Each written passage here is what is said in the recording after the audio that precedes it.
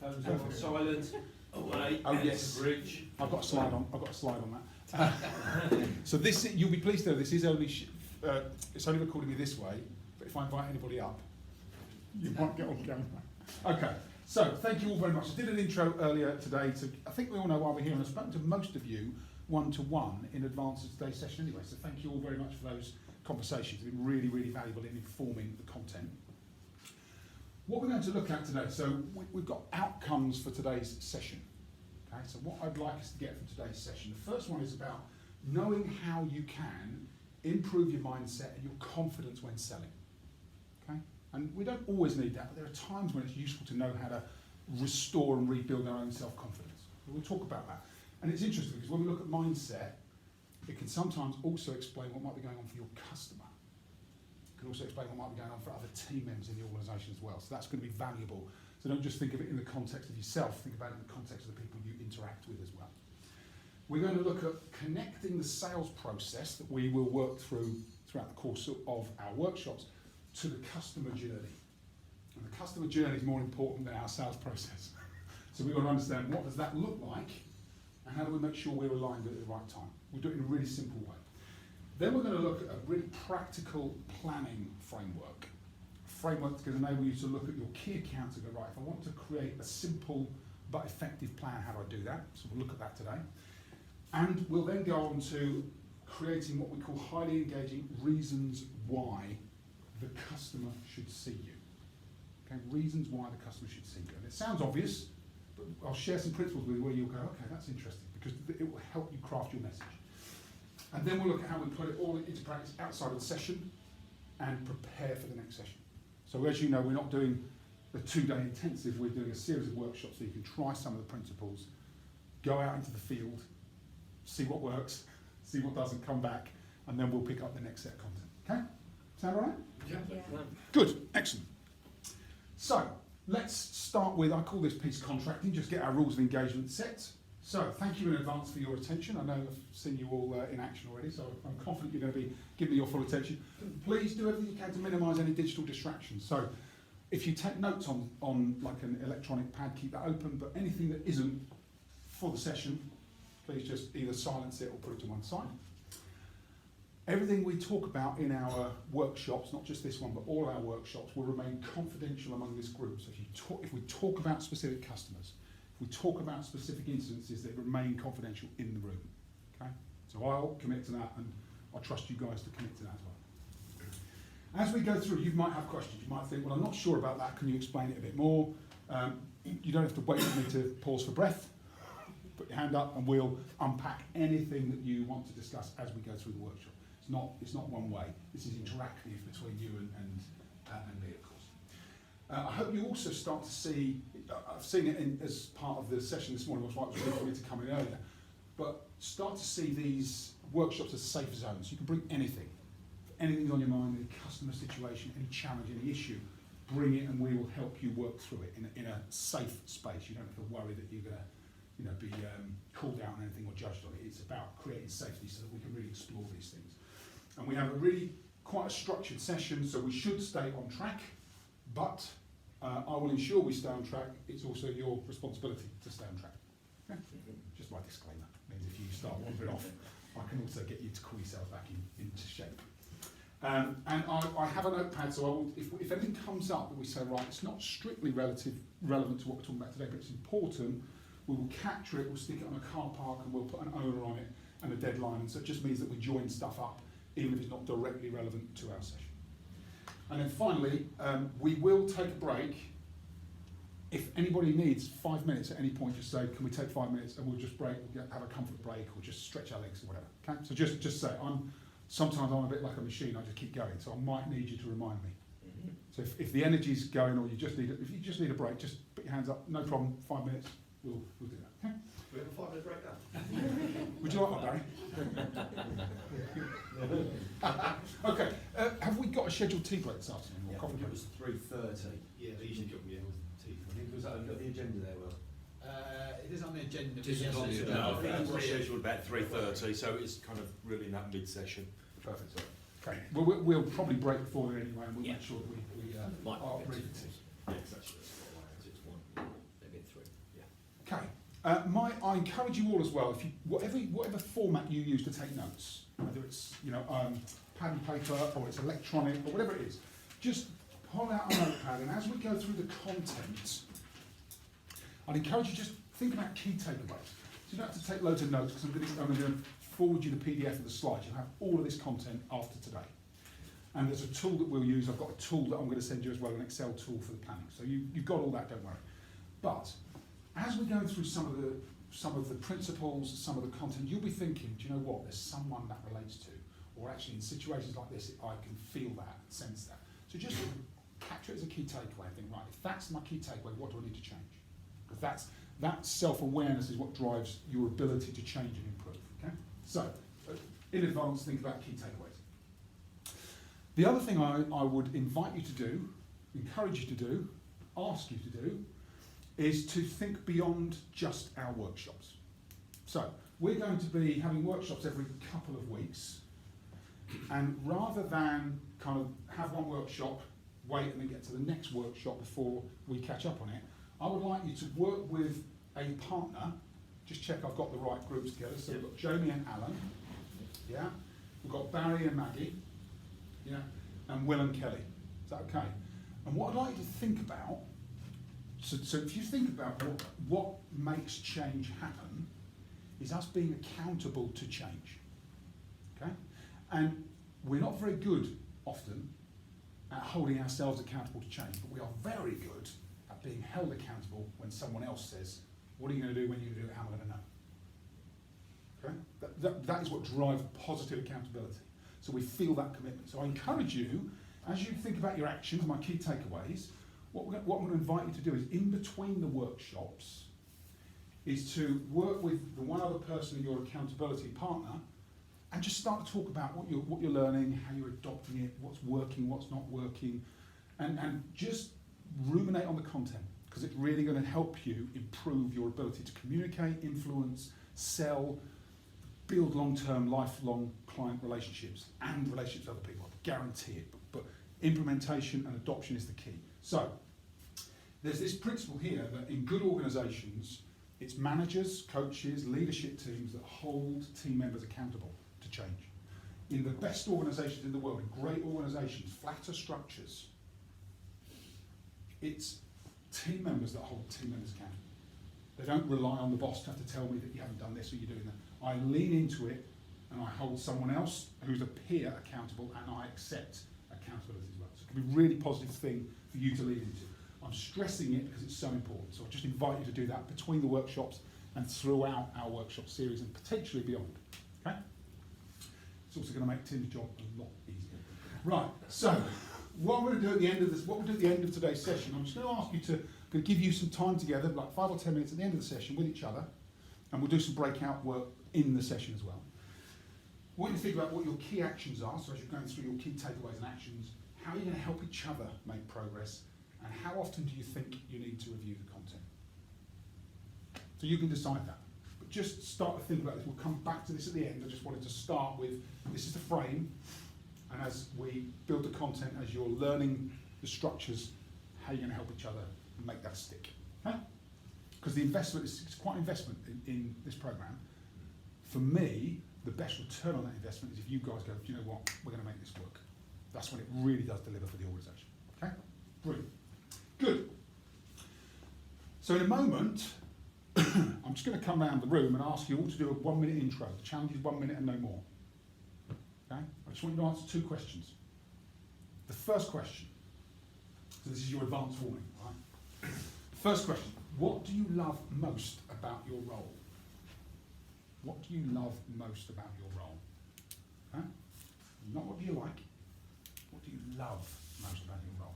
Second, why is it absolutely vital that you succeed? Right? Why is it absolutely vital? So, what do you love most, and why is it vital that you succeed? In under a minute. That's the real challenge. Okay.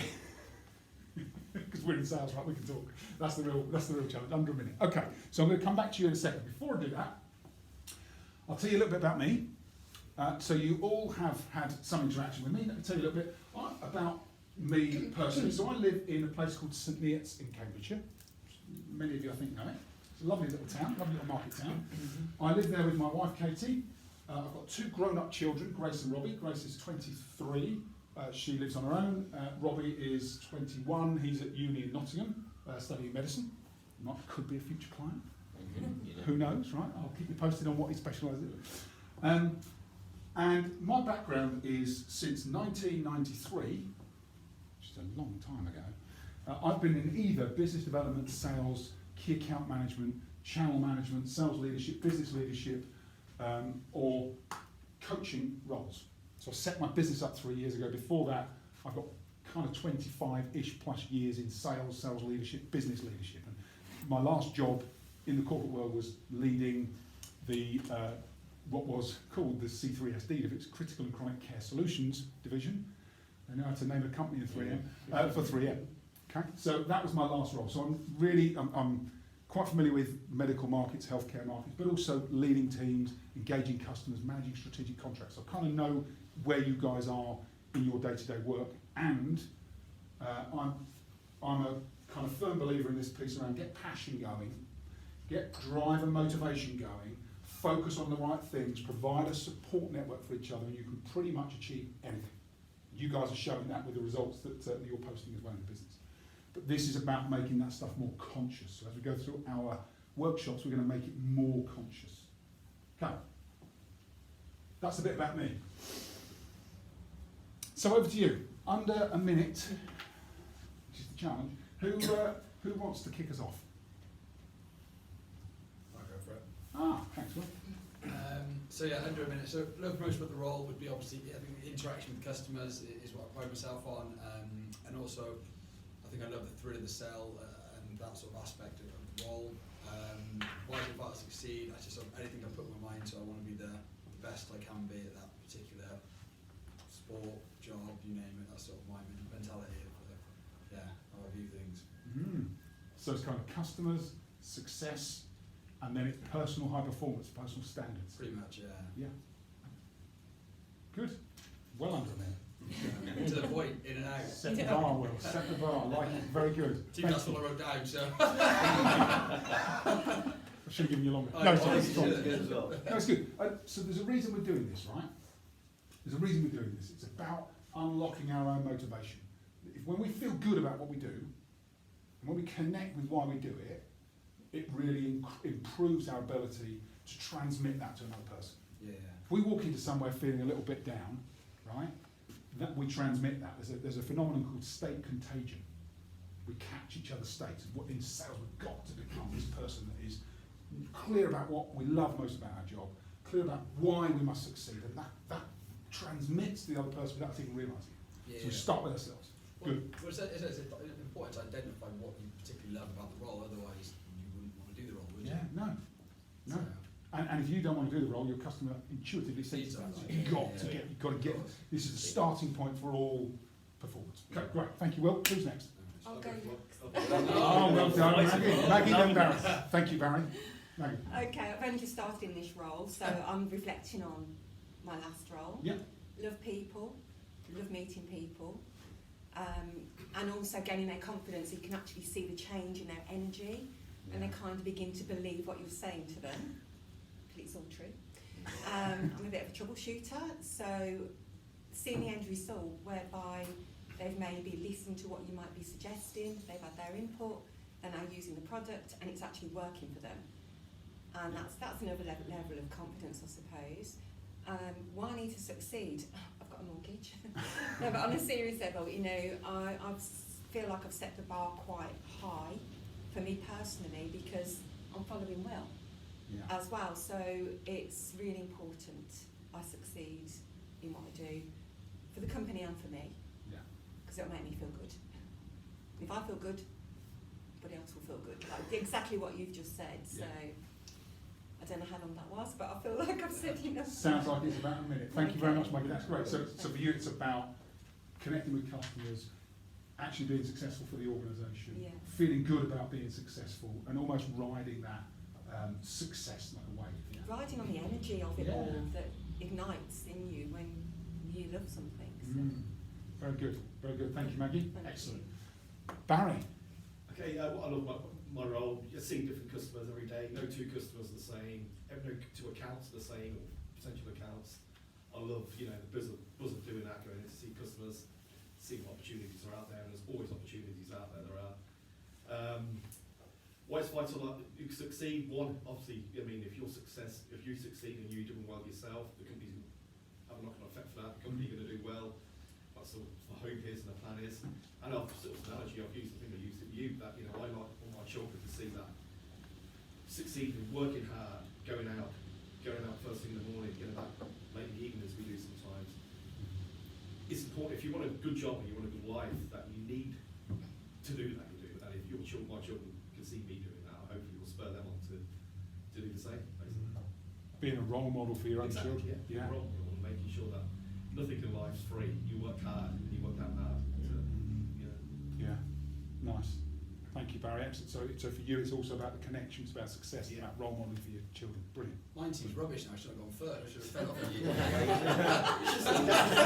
Do you want us to come back to you? It's good. Stepping stone. We're moving up. Yeah, but the other thing, hearing other people, hearing what motivates other people, it reconnects you with what you feel as well. Just because you didn't say it doesn't mean you don't feel it. Yeah, it's good. Thank you, Barry. Excellent. Alan. Yeah, what I love about my role is I'm very passionate in terms of what I do. I love what I do. I love the interaction, the connection with the customers. As Barry said, no two customers are ever the same.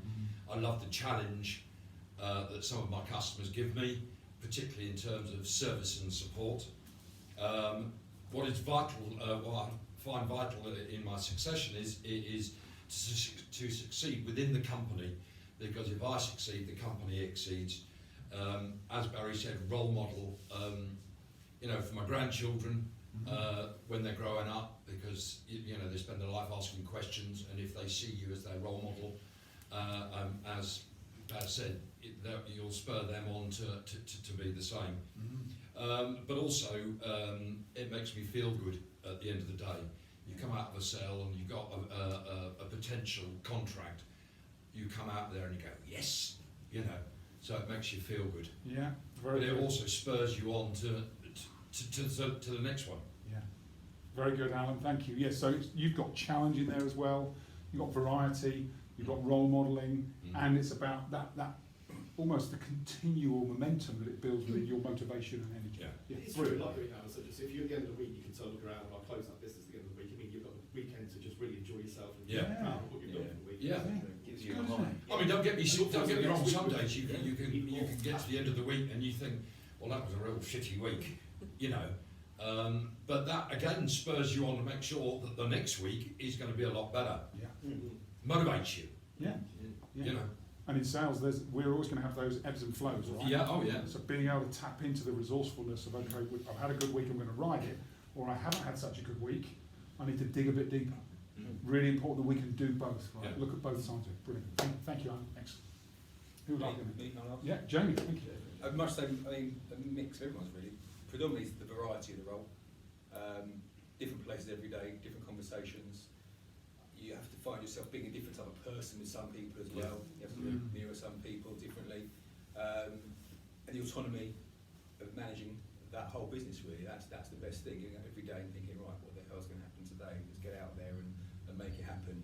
And what I like also, having been in account management, is in the sales role, it's a proactive role.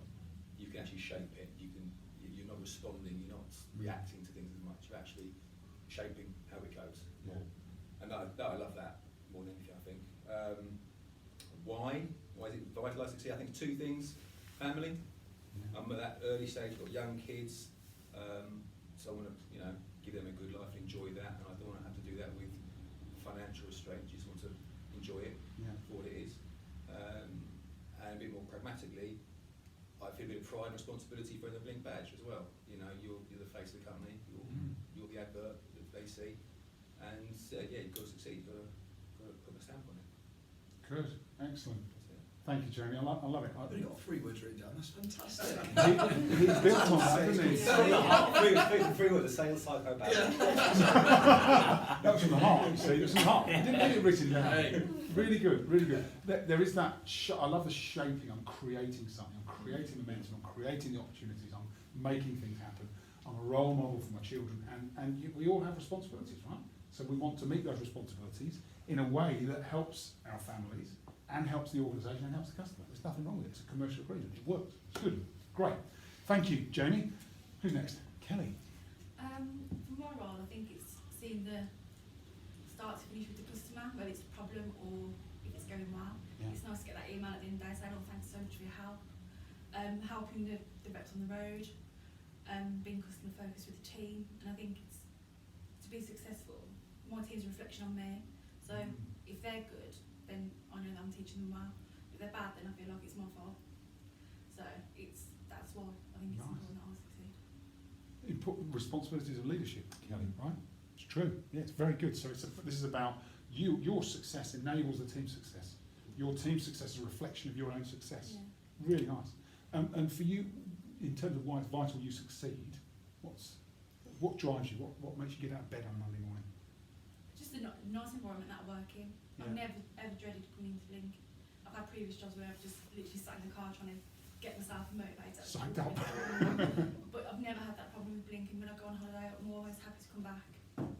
It's just a nice environment, and yeah, that's probably behind my passion. I've been there for like 7 years now. Wow, nice. Mm. Good connection to the company and the brand. Brilliant. Yeah. I love. I mean, everybody seems to me like you are ambassadors for the brand, right? You get it. You lean into that. It's really important. Brilliant. Thank you, Kelly. Oh, I'll jump in. Yeah, please do. I think what I love about it, there's elements here, there's multiple elements, but I think things I love about business, we've got some great people within the businesses. The great people, there's always some challenges within the business, which of course you've got to handle, but I think on the whole I love the business. The culture of the business is positive. I think that's really important, and I think whenever I've really made a few changes of companies in my career, it's been around the culture and the people that have attracted me to companies, and I think that is the one positive thing that we've really got going for us. So I love the culture, people are great. I think as well for me personally, it's the ability to implement change, especially within a smaller organisation, and you can see the impact that you're having as an individual sometimes, not just as a team. And it's great, we can all talk about what we've all accomplished as a team, but sometimes it does come back to you as an individual and say, actually, I can put my finger on that one. Yeah, I did that one. So there's multiple things to love about it. I think, why am I here to succeed now? I think there's an element of the business in my role now has given me the responsibility for delivering the sales number and working through with you guys to deliver sales, which actually supports the growth of the company. So from being given that responsibility and opportunity, it's literally the payback. I have to succeed to pay back the business for the confidence it's putting me to lead the team. Yeah. So I think that is kind of where I'm at with why this has to work, and of course, as building on that, everyone says it's around what goes with that. Success breeds success within its family environment. Everybody feels the benefit. Yeah.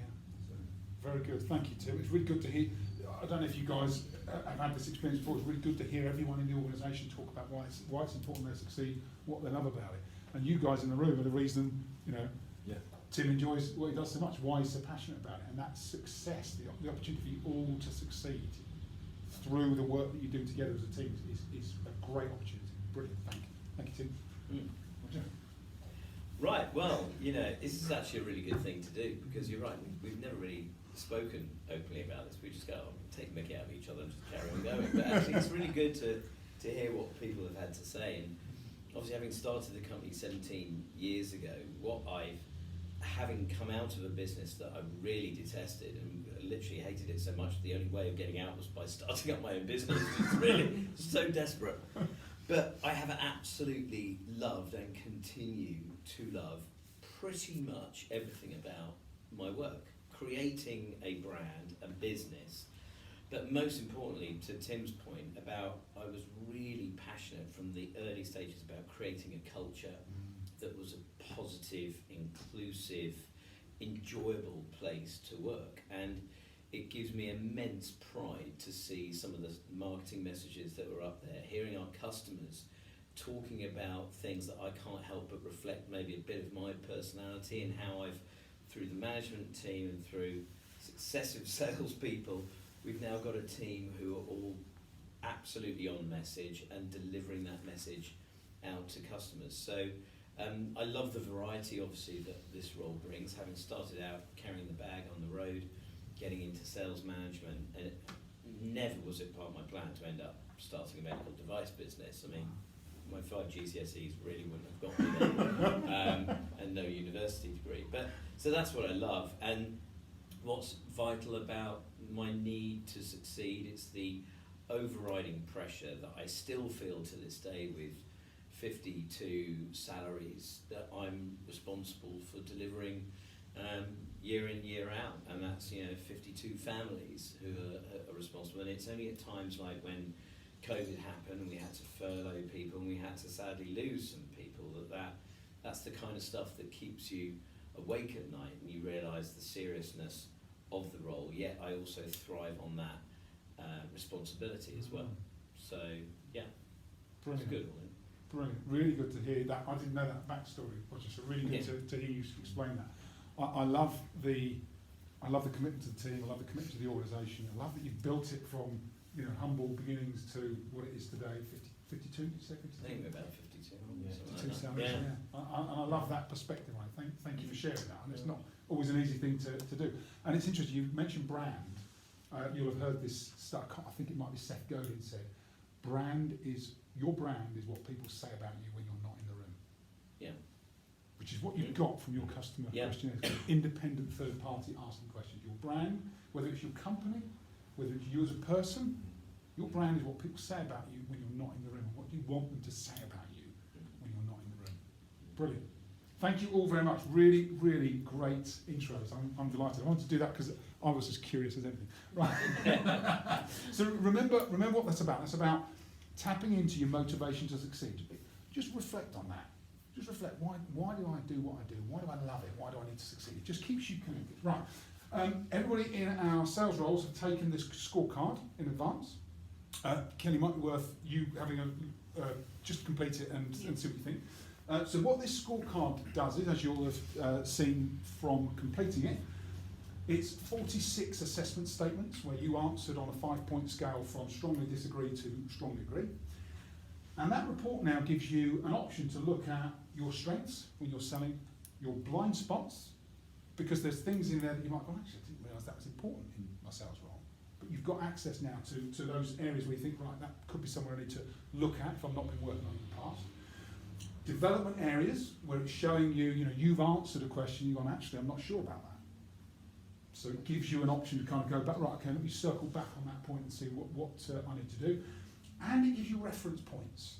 So we've got reference points because at the end of our 4 or 5 workshops, we're going to repeat it again. So I'm going to ask you to do it again at the end. And hopefully we'll see an improvement. We will see an improvement because it's linked to the program that we're going to go through. So then I'll be able to share with you, okay, here's where we started and where we were able to get to throughout the course of the program. So please go back to the scorecard. You have a link in the email that you got sent. If anyone needs that link again, just let me know. I thought we were going to bring up all the scores on it. No. It's a safe zone, it's fine. It is safe, but they're yours to have a look at. That's too safe. I'll tell you what I will do, at the end of the programme, when we do the before and afters, I'm having, because the scorecard works, captures all the data and then it spits out this complicated CSV file. I'm having a format built right now, should be ready next week, that will enable me to pull out cleaner reports so that you'll be able to have a report that not only shows you your questions, but will show you where you are based on the average of the group, where you are based on the average of everybody that's gone through it, about 300 and some odd people go through it. So you'll start to get some benchmarking data as well, which you don't have to share anywhere else, but for you personally, it might be interesting to see where you sit and where you can then focus. Okay? So you've got that report. See what that is. It's for you personally. It's about helping you inform your own development. You're going to send us that link, are you? You should have had it already, but if you need, You took the test. Yeah. When you took the test, yeah, you should have had a link. But I can access it if you need it again. Just let me Yeah, know. please. Well, Could you you? meaning the CSV file that will be ready next week? Ah, right, okay. Yeah, well, I can do either. Or You've got the both. original link. There's the original from when you did it originally. When you complete it, a link came back through email that takes you back in. Yeah. That's the one Must have that missed that you one. probably- Okay. But I can send that to you, Alan, no problem. Yeah. Okay. If anybody else needs that link, just drop me a quick email. Say, Justin, can you resend me my link? I'll go back into the system. I literally copy and paste it to you, so it's dead easy. Okay. And on these scorecard results, so remember you've got an overall sales acceleration scorecard score, which is a percentage score. You've also then got 5 key areas. And you'll notice that we'll work through these key areas as we go through the program. So you've got growth mindset, your psychology for selling, you've got customer focus, how oriented towards the customer are you? You've got preparing for success, how well prepared do you feel in front of every customer interaction, and then connecting with people, how well do you connect? And finally, sales process, how well do you manage the process? Okay? So they're the 5 areas that scorecard specifically looks at. And there are no rights or wrongs. This is where you are right now, and it's about how we help you to get to the optimal level of performance possible. Right. So, based on those results, in between the workshops, we won't do this today, back into your scorecard, have a look at it, figure out what it was telling you, the five key areas, and just with your accountability partner, start to have a discussion about 2 things. These are the areas where the scorecard says I'm really strong. These are the areas where I think I need to primarily look at development. And chances are, you'll find that there'll be some complementary strengths and development areas, so you'll be able to help each other in those key areas. So just have that as part of your discussions alongside the workshop discussions, okay? Which is what I just said. So share your strengths and development areas, ask for help where you need it, offer help where you can give it. And then the final point, which we talked about in the accountability setup, if you go into every conversation with an attitude that you're going to be positively accountable to change, that makes all the difference. It's like the final twist in the lock of the combination. You going, actually I want to change, I'm going to be positively accountable, I'm going to go into this with an open mind, makes all the difference, okay? Okay, that's the scorecard stuff. What we're going to talk about, I'm going to teach you something now that you inherently know, but you perhaps have never seen it explained in this way, or you might have. But when we think about high performance in any area, so we're going to focus on sales high performance, but when we think about high performance in any area, you have to have 3 key components in place. The first thing that has to be in place is the right psychology, okay, or mindset. We're going to look at mindset first. Now, the reason it's so important is because sometimes we don't even realise how our own mindset and psychology can be holding us back, or holding our customer back, or holding a team member back, or holding one of our team back if we're in leadership, right? And if we try and fix something that's steeped in psychology by trying to train people on skills or do other stuff, it just won't work. We have to go back to the root cause, which is, okay, does this person believe they can succeed? We might have to think that about ourselves. Do I believe I'm going to win this account? Am I the problem? Do I believe I'm going to be able to convince this customer? And sometimes just that introspective view and thinking about our psychology can be the thing that triggers the difference. Okay? But we get the psychology in place, and we're going to look at that next. We're going to look at specific techniques we can use to develop our psychology. Once we have the psychology in place, then we have to think about the key skills. So just thinking we can do it isn't enough, is it? We have to do some stuff, right? And it's no good doing some stuff if we don't have the right skills to do that stuff.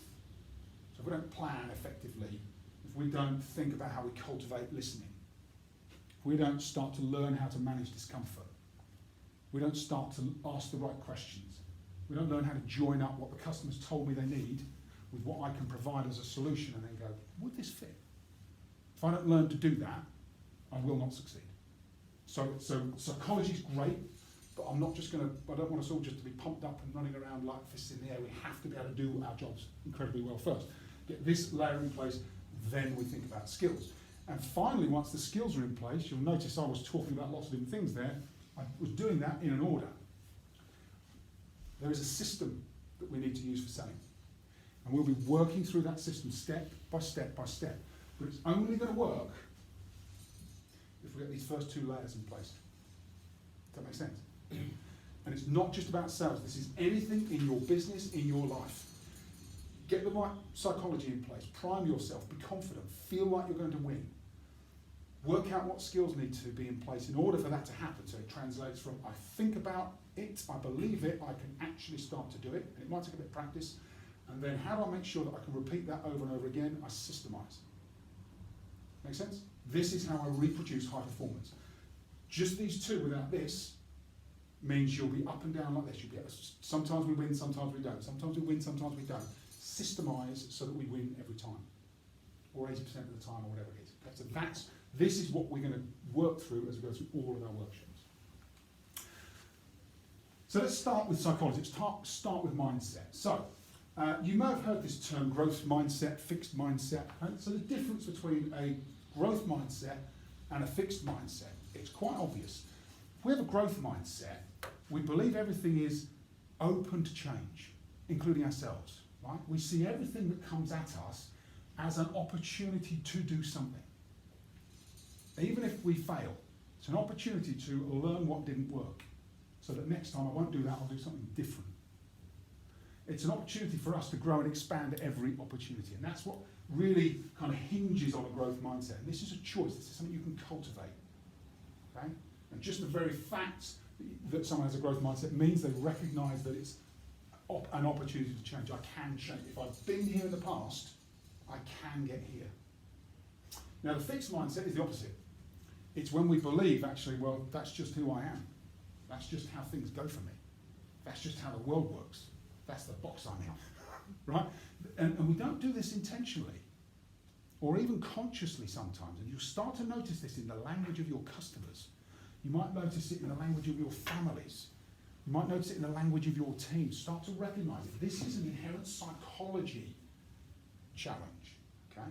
And if we have people that are of a fixed mindset, we have to handle them in a way that enables them to think differently about whatever it is that's coming up for them, so that we can move them gradually to becoming more growth-minded. You can do that when we go through our questioning stages. We'll look at how we do that through questioning. But for now, start to recognise it. Just start to you'll recognise it in language. So the way people talk about things is a representation of how they experience the world. And you also see the inner workings of their mind and how they represent themselves or relate themselves to the world. Okay? It's interesting, actually. My youngest son's junior school, they are really fixed onto this growth mindset idea. And he came home from school the other day and he said, I learned something really good today. Daddy, he said, I learned this phrase that I can never say, I can't do that. I have to add a word onto it. I said, what's the word? He said, yet. Yet. Yeah. Which I love that. Yeah. I can't do that yet, but I'm going to learn how to do it. Brilliant. And it's just about looking at a problem rather than as negative, as an opportunity to have another learning experience. Yeah. It's brilliant. And you know, it's so funny because I do a lot of senior leadership one-to-one coaching as well. And the amount of times, even people in senior business positions who will find themselves unwittingly here, and they'll make a statement, and I always, that's exactly what I do, just go, yet. Mm. Oh, yeah. Mm. Okay. And sometimes you don't realise. Yeah. Don't realise you put yourself in a box. Mm-hmm. And just putting that word yet after it really can make a transition. Work brilliantly with customers as well. Mm. You know, sorry we haven't been able to use, you yet. Will. Or sorry we haven't been able to use you will. Yeah. You know what I mean? Or you can use it in a way that is really quite dynamic. It's good. It's great. So start to recognise it. So the reason this is important.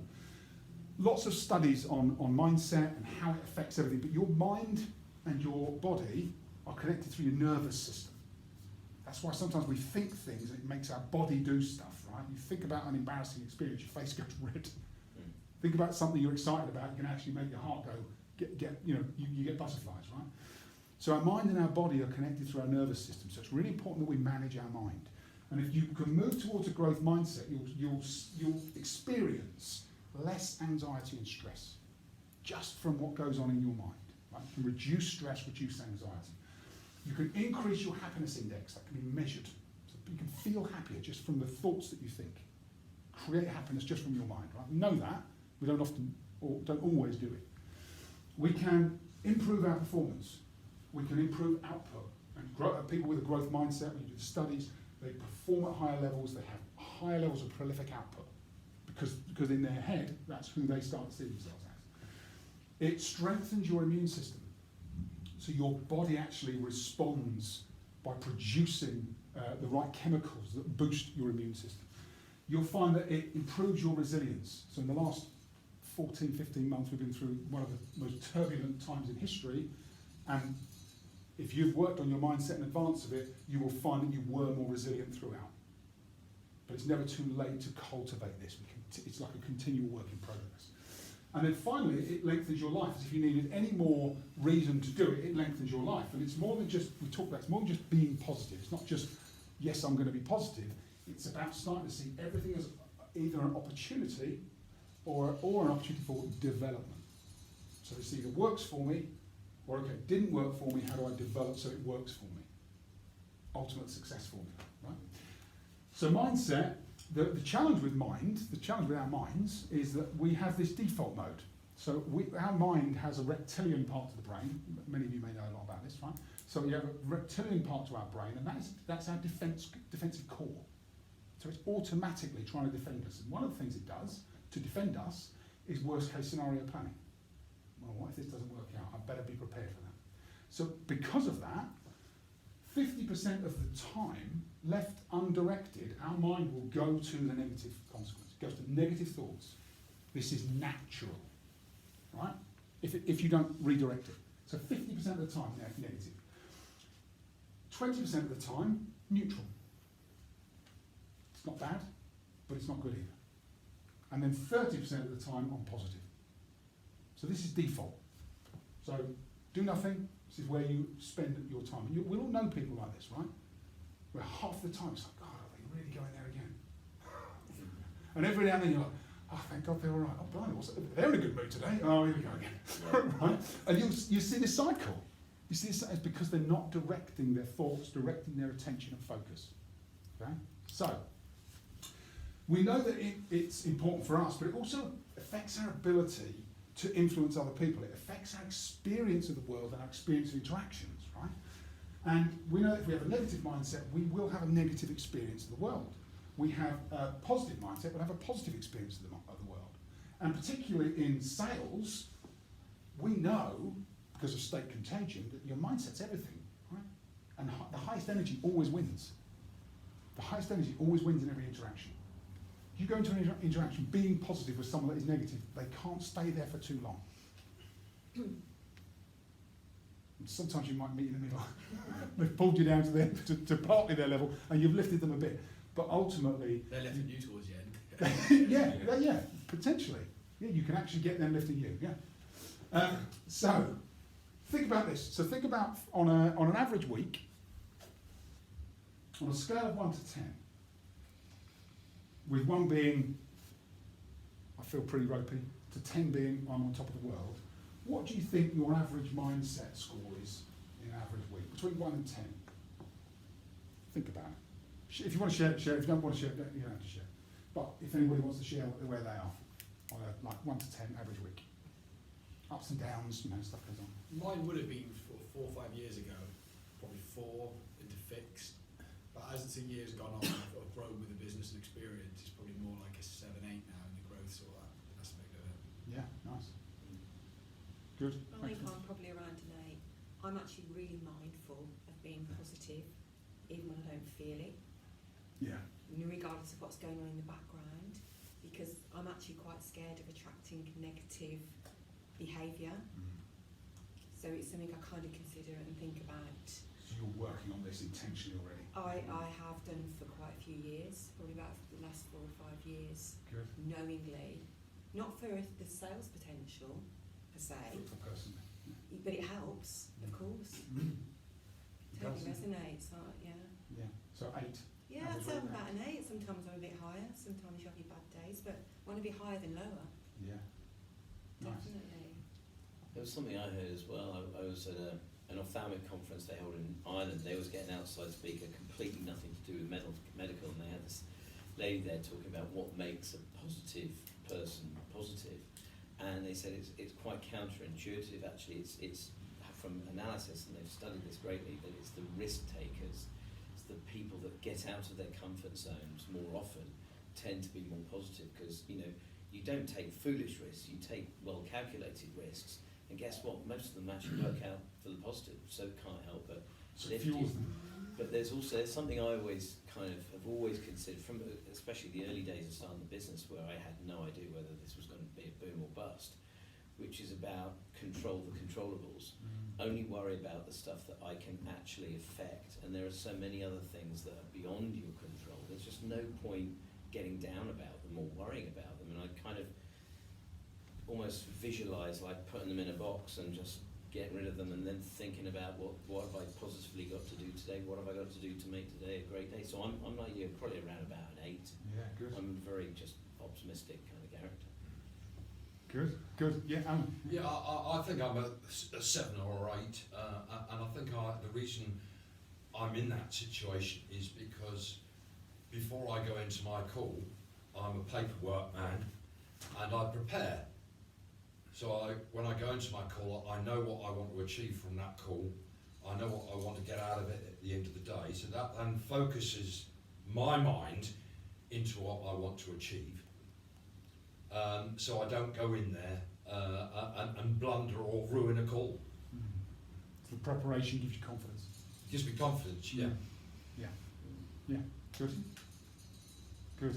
I'd say again, I'm like a 7 or 8. I mean, I think I'm quite a positive person. I've got a positive mindset, and it's about as we all know, with certain aspects of business, you'd like to get it done as quickly as possible, but life's not that easy sometimes, and different things come away. And it's not beating yourself up too much about it if you know that the end goal is still going to happen, really. And if you're a positive person, I think you've always got a better chance of closing that business anyway.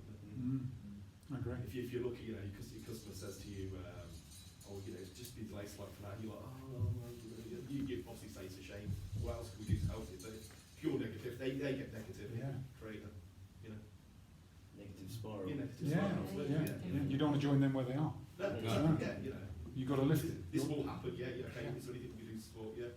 When it happens, it will happen. And I think in business as well, especially when you're dealing with a lot of nurses, a lot of them are in that fixed mindset. So it's how you get them out that fixed mindset as well. It's how you interact with them to try and really change their sort of perspective. They're putting new thoughts into their heads, different ways of doing things. Well, I think the morale in the NHS, as we all know, is pretty rock bottom anyway. So a lot of them are stressed out. They're sort of negative thoughts. I think in a way that you can go in and be positive. It actually does help them help their day. Someone sees them positive. Someone's quite jolly. You can talk about business, but you can talk about how's the family, how's this, and it makes them feel better. Yeah, we should be able to uplift our customers. Absolutely. It's part of the job. Well, that came out in one of those comments, that lady saying, I place a lot of online orders. It's nice to actually ring up and have someone on the phone straight away that, having that interaction is a vital thing. Making a difference to their day. Yeah. You could be that one person that makes that big, nice difference. And then imagine if everyone they're talking to in the trust is going through what they're going through. So they are surrounded by this default negativity. God, stuff's really hard. Our waiting lists are higher than ever. It's been a really tough 12, 14, 15 months. Now it's going to get harder to make up the difference. So actually breaking through that and being someone that creates a state change is really important part of it. So one of the other questions I ask is, what would you want it to be? If you're like an 8, you might say, do you know what, I'm quite happy. Can't be too positive. Yeah, you can really start going with lots of people. Can't be. But partly Very it's, limits, isn't it? but partly it's about knowing how to manage yourself as well. So we're going to talk about some techniques and principles that I think that you'll find useful. But recognise that this is something that if you can do it on default. Okay, so you can become positive by default. It's great, works, right? But you can also bring some of this stuff to a more conscious awareness. So you can start to do it more deliberately. So you can prime yourself and you start to do things that are a bit more intentional in this area. We'll talk about a couple of things that might be useful in that context. So how do you cultivate a growth mindset? So there are some stuff around risk taking. It absolutely does help because it gives you a burst of kind of adrenaline and positive dopamine. But there are things you can do on a more regular basis that are perhaps a bit easier. So the first is, you think about your mind, we know that 50% of our thoughts are going to automatically default to negative if we don't watch them. So just start to become aware of your thoughts. And once you start to become aware, you'll notice when your mind will default to negative, and you can start to catch it. So when does it go positive? When does it go negative? When does it go neutral? But really, you want to look out positive or negative.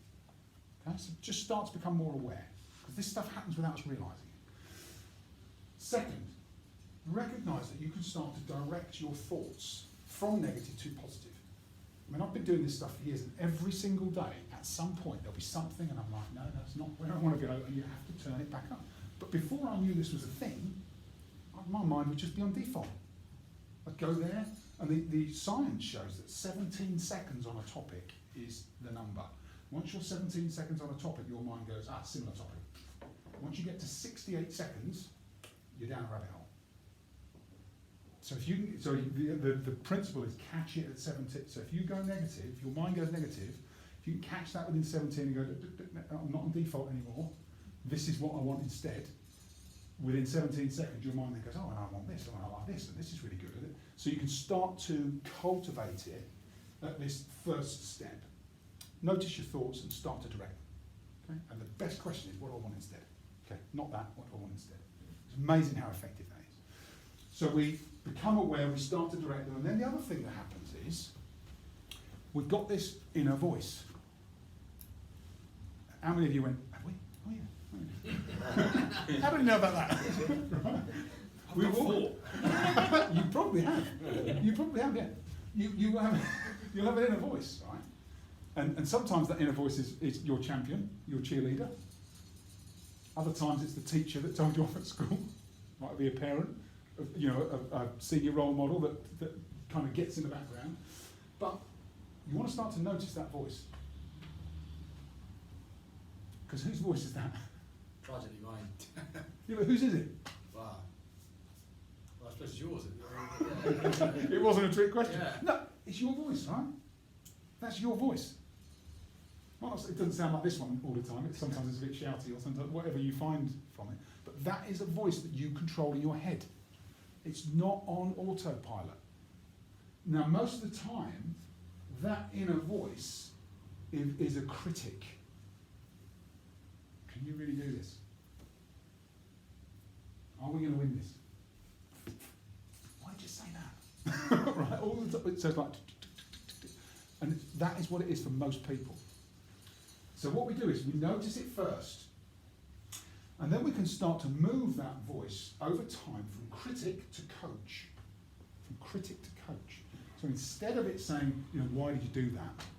It starts to say something like, okay, what would you do differently?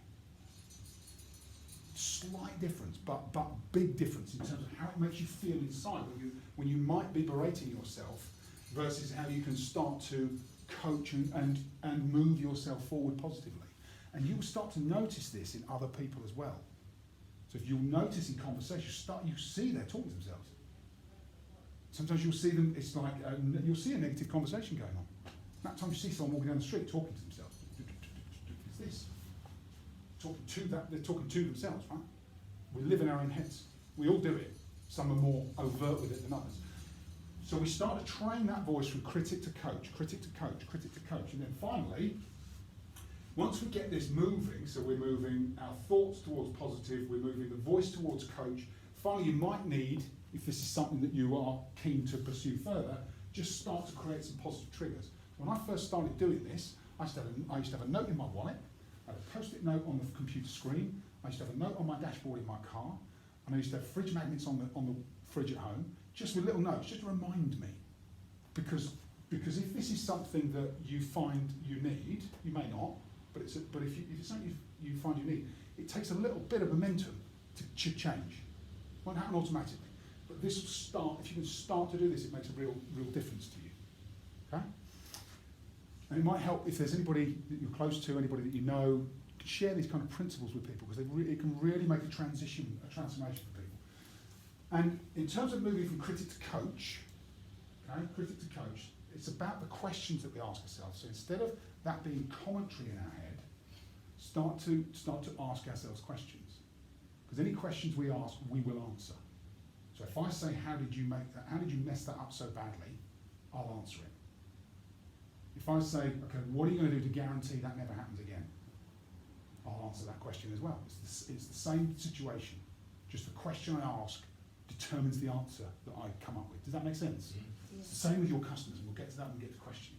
But you can ask yourself better questions. Here's a few examples, but you can come up with your own. How is this here to help me? So any situation that's difficult, how is this here to help me? What do I need to learn from this?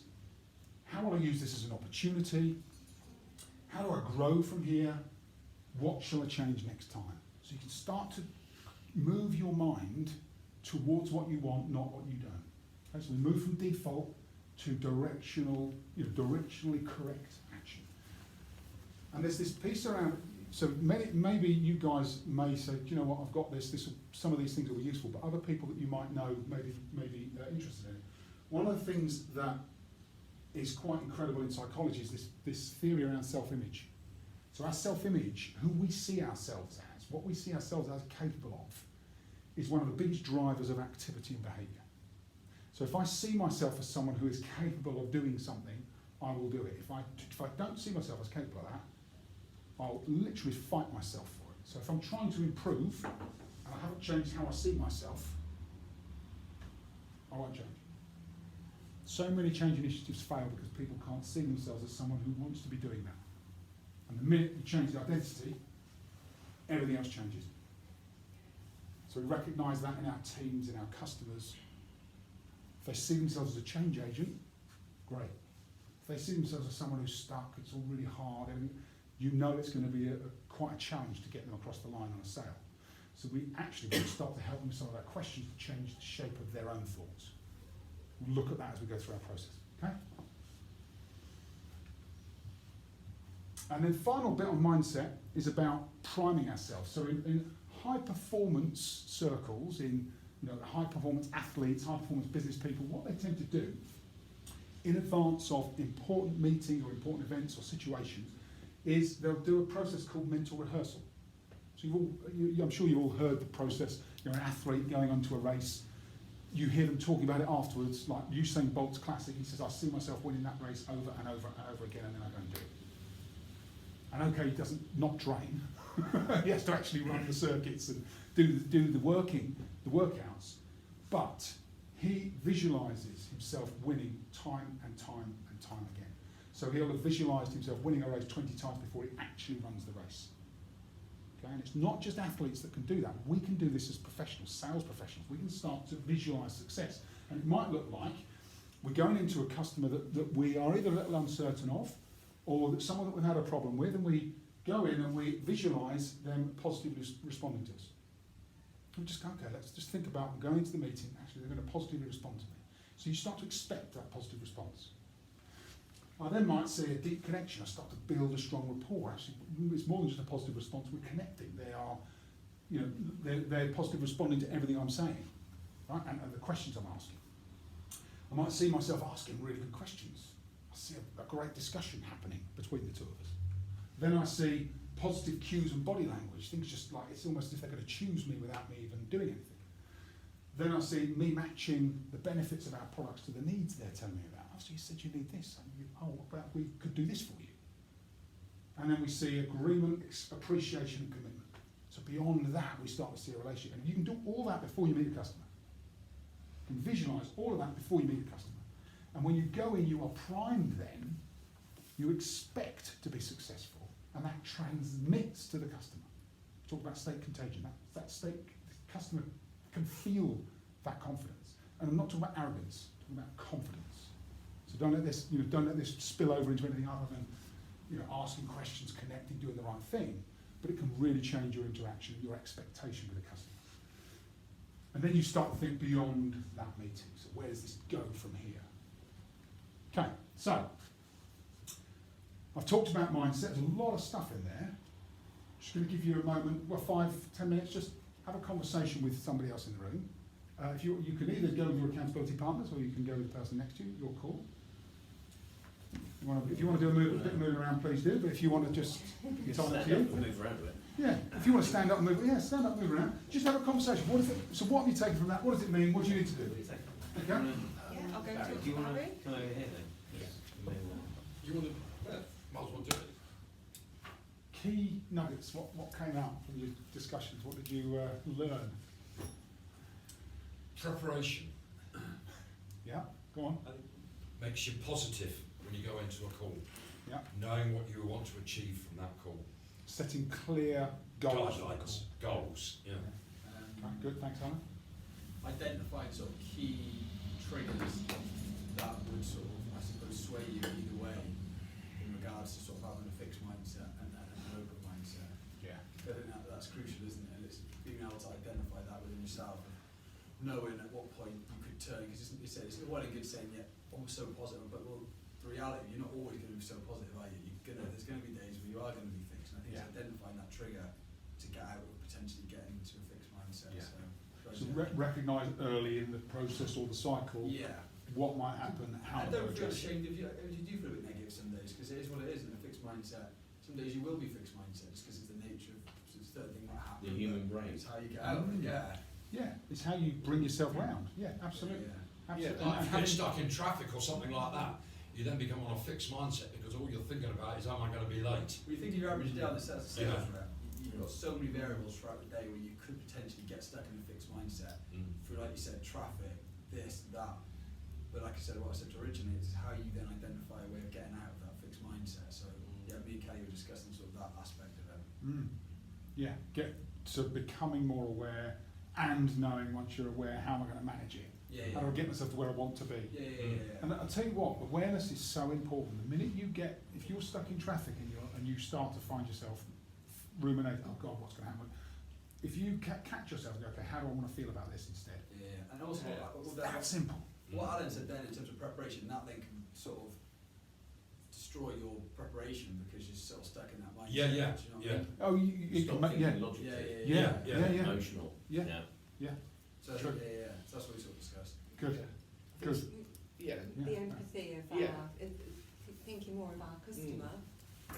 Understanding the pressures your customers Yeah, are under. putting them absolutely first. And if they want to rant, and they might have a 10-minute rant about a day from hell or the afternoon or morning from hell, And preparing ourselves for that. and turning around into a positive conversation in the end. You know, you can let them rant, you know, they might want to do that, and after that, 5 minutes are absolutely fine they are, because they've let Got their it day out out of in the 5 system. minutes. Yeah, got it. Yeah, and you know, you can leave there, and what we'll say, you know, is you want your customers to, you leave your customers, and every time you have a meeting with them, to look forward to seeing you.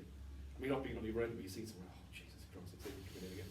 You want that positive mindset with your customers. They look forward to, because they know the conversation is going to be positive, and you're going to engage with them, you know, so it's just, I think, you know, if you can develop that with your customers, a relationship with your customers, they can see that they might have a stressful day, but they're going to look forward to coming to see you, and, you know, the meeting's going to be okay. Yeah. It's not going to be... Preparing for that, really. Yeah. Yeah, making that part of your Making that, preparation. yeah, absolutely. Getting in that zone of being that upbeat, but even, you know, and I think it makes you feel, even if you're feeling really rubbish that day, when you've had a positive conversation that's come from you, you walk out feeling higher, don't Yeah, you do. Lifted. Yeah, you do. I think a really good example of this, with particular sort of relevant to Blink over the years, is it's no secret we've had some issues with back orders in the past. Well, that's almost, you go into a call knowing it's going to be a negative call, and it's how you then manipulate that sort of interaction. Will you turn that call from a negative to a positive? Yeah. How do you manage the Sort of conversation? How do you manage the conversation? By dealing with it, Yeah, by yeah, giving them yeah. alternatives, by explaining Yeah. the Understanding- changes the understanding company the is frustration making. that So they're having. we're investing best part of £300,000 in expanding our clean room facility, building a whole mezzanine to create more space and give more product out to our customers. So it almost feeds into, Yeah. like I said, you hit those notes, and before you know it, you can be talking about other bits of new business and all that, because you sort of fed into that aspect Yeah. of it. And never back away from those conversations. Always lean in. Yeah, Always be absolutely. responsible. Yeah. Always take it. You know what? You're absolutely right. We're going to fix it. I can't fix it immediately, but here's my commitment to you. Be Yeah. clear about it. Mm. But Be it- positive about it. But it works the other way as well. We were talking, weren't we, Jamie, about if you go into a call and how important preparation is, or you're having a bad day or whatever, and you come out of that call and you think, that was shit, Alan. You know, that I really ballsed up there. But then what it does is it makes you think, well, that ain't going to happen in my next call. Because you you get don't the think- opportunities, right, how am I going to get this Yeah. positive Right, again? next. And Yeah. then you've got a plan, there's a Yeah. positive plan, because you know you're getting it right. And we next all time. have our bad days, Yeah, we do. Yeah, we do. you know, but it's about turning those bad days into good days. Yeah. You know? And most importantly, if you have, whatever it is, whatever situation it is, it's gone wrong. I can't emphasise enough the question, what do I want instead? We are goal-oriented beings. We go after targets. So if I say to you, do not think of a blue elephant. Do not think of a blue elephant. You cannot do it. So if I say, I am not going to have another shit call, I can't do it. I have to say, right, here is the call, right, here's the structure of the call I want. Back to our positive visualisation. I Yeah. want the customer engaging with me. I want to build deep rapport, right? I want to see them really connecting. I want to be asking great quality questions. I want them laughing at this stage. I want to be able to connect the dots. I want them to commit to, like, you've got to do that. You can't go, I don't want another shit call. Yeah. Because you will reproduce what you think about. Your mind is incredibly powerful. You've got to harness it. Okay? Good. Yeah. Good conversation. Tim, yeah. I think for me it was just the actions is around recognising behaviour, as you say early on, just as it's starting to click in is where's my thoughts going on this? Yeah. I've got to take this thought to a different place. And then also, I think that whole thing about that visualisation of success. Yeah. When I'm thinking about things now, it's thinking about, right, we're talking about how we can do things. Getting clear, what's the visualise? How visualise the day almost, visualise what this project looks like at the end. And as you say, work back from that almost. I think sometimes it's just one step at a time without visualising the whole thing, as you say, for that call or how the day looks. And we spoke earlier, joking a little bit about, sort of last night, started to play golf again. For me, one thing I'd take from that is visualise what it looks like being successful at doing that. Yeah. And there is a blocks at times. Yeah. It's kind of visualising, I've got to there, I've got to there. It's gone off strip. It's kind of just visualise what perfection looks like. Yeah. There's a quote, I can't remember who said it, there's a quote that says, if you spend your life expecting everything to work out, right, and expecting the very best from every situation, then it will do one of two things.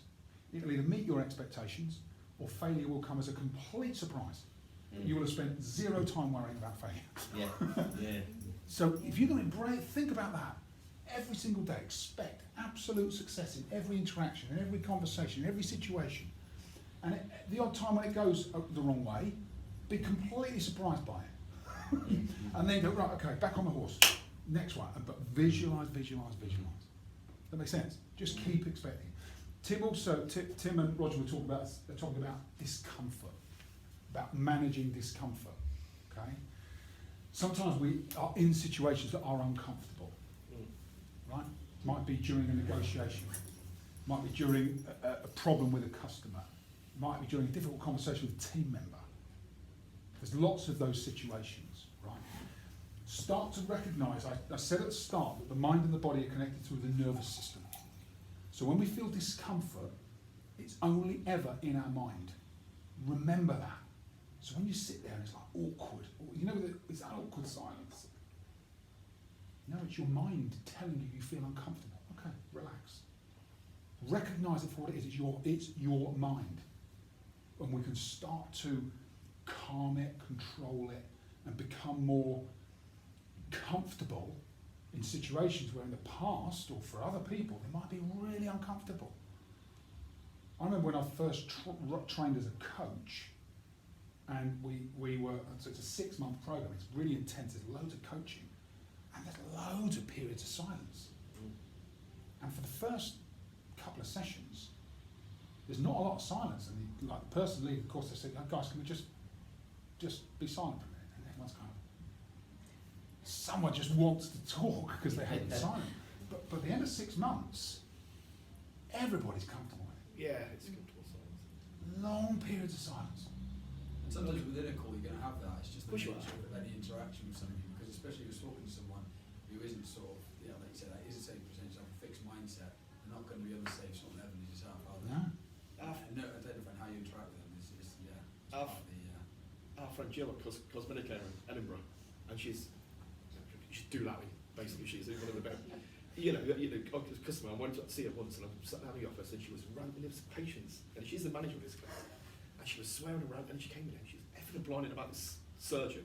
I mean, I thought she was going to nut me at one point and take the stress out of me, and she was like, she was going, Mr. Harley, you can get surgeons, your job's that we're supposed to, And I was just like, right, okay, and you know, you have to take a deep breath and, what do I say? Because she's that angry. You know, say one wrong thing. Single use. Yeah. Sometimes that comes through. Yeah. So what did you do? I'll just listen You to ran her. away. She after about 2 minutes, she said, I do apologise, I need to get that out. I was like, all right. Yeah. Sometimes that's what we do. That's all you need to do. That's all you in can some do, cases. isn't it? Yeah. You know, it's just Well, it's a bit like, I always remember you guys saying that after COVID, how when you were allowed to go back into hospitals, to many of those customers that you knew really well, the first calls were just about letting the nurses who've been through this horrific, almost for most of them, hopefully once in a lifetime experience, to allow them just to talk vent about what they've been and through. to tell you Yeah. and to share.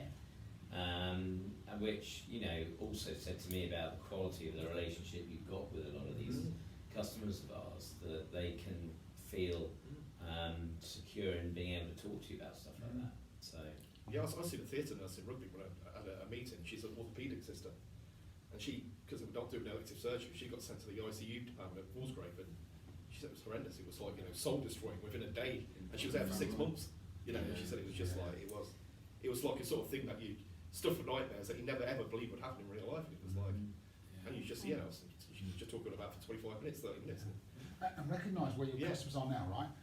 For all of us, things are starting to improve. Yeah, but for them, yeah, For them, it's only going to get worse. yeah. Yeah. Waiting lists are bigger than ever. They've got all this Absolutely. work to catch up on. Mhm. They're going to have more pressure than ever before, so they're going to need that support, Yeah. positivity, Mm. listening, ability to help them process it all. That's part of the role, right? Yeah, Consultative definitely. salespeople. That's what we do. Okay. So think about that discomfort piece. We'll revisit this theme of discomfort as we go through our workshops, especially when we start talking about questions, start talking about listening, start talking about how we negotiate.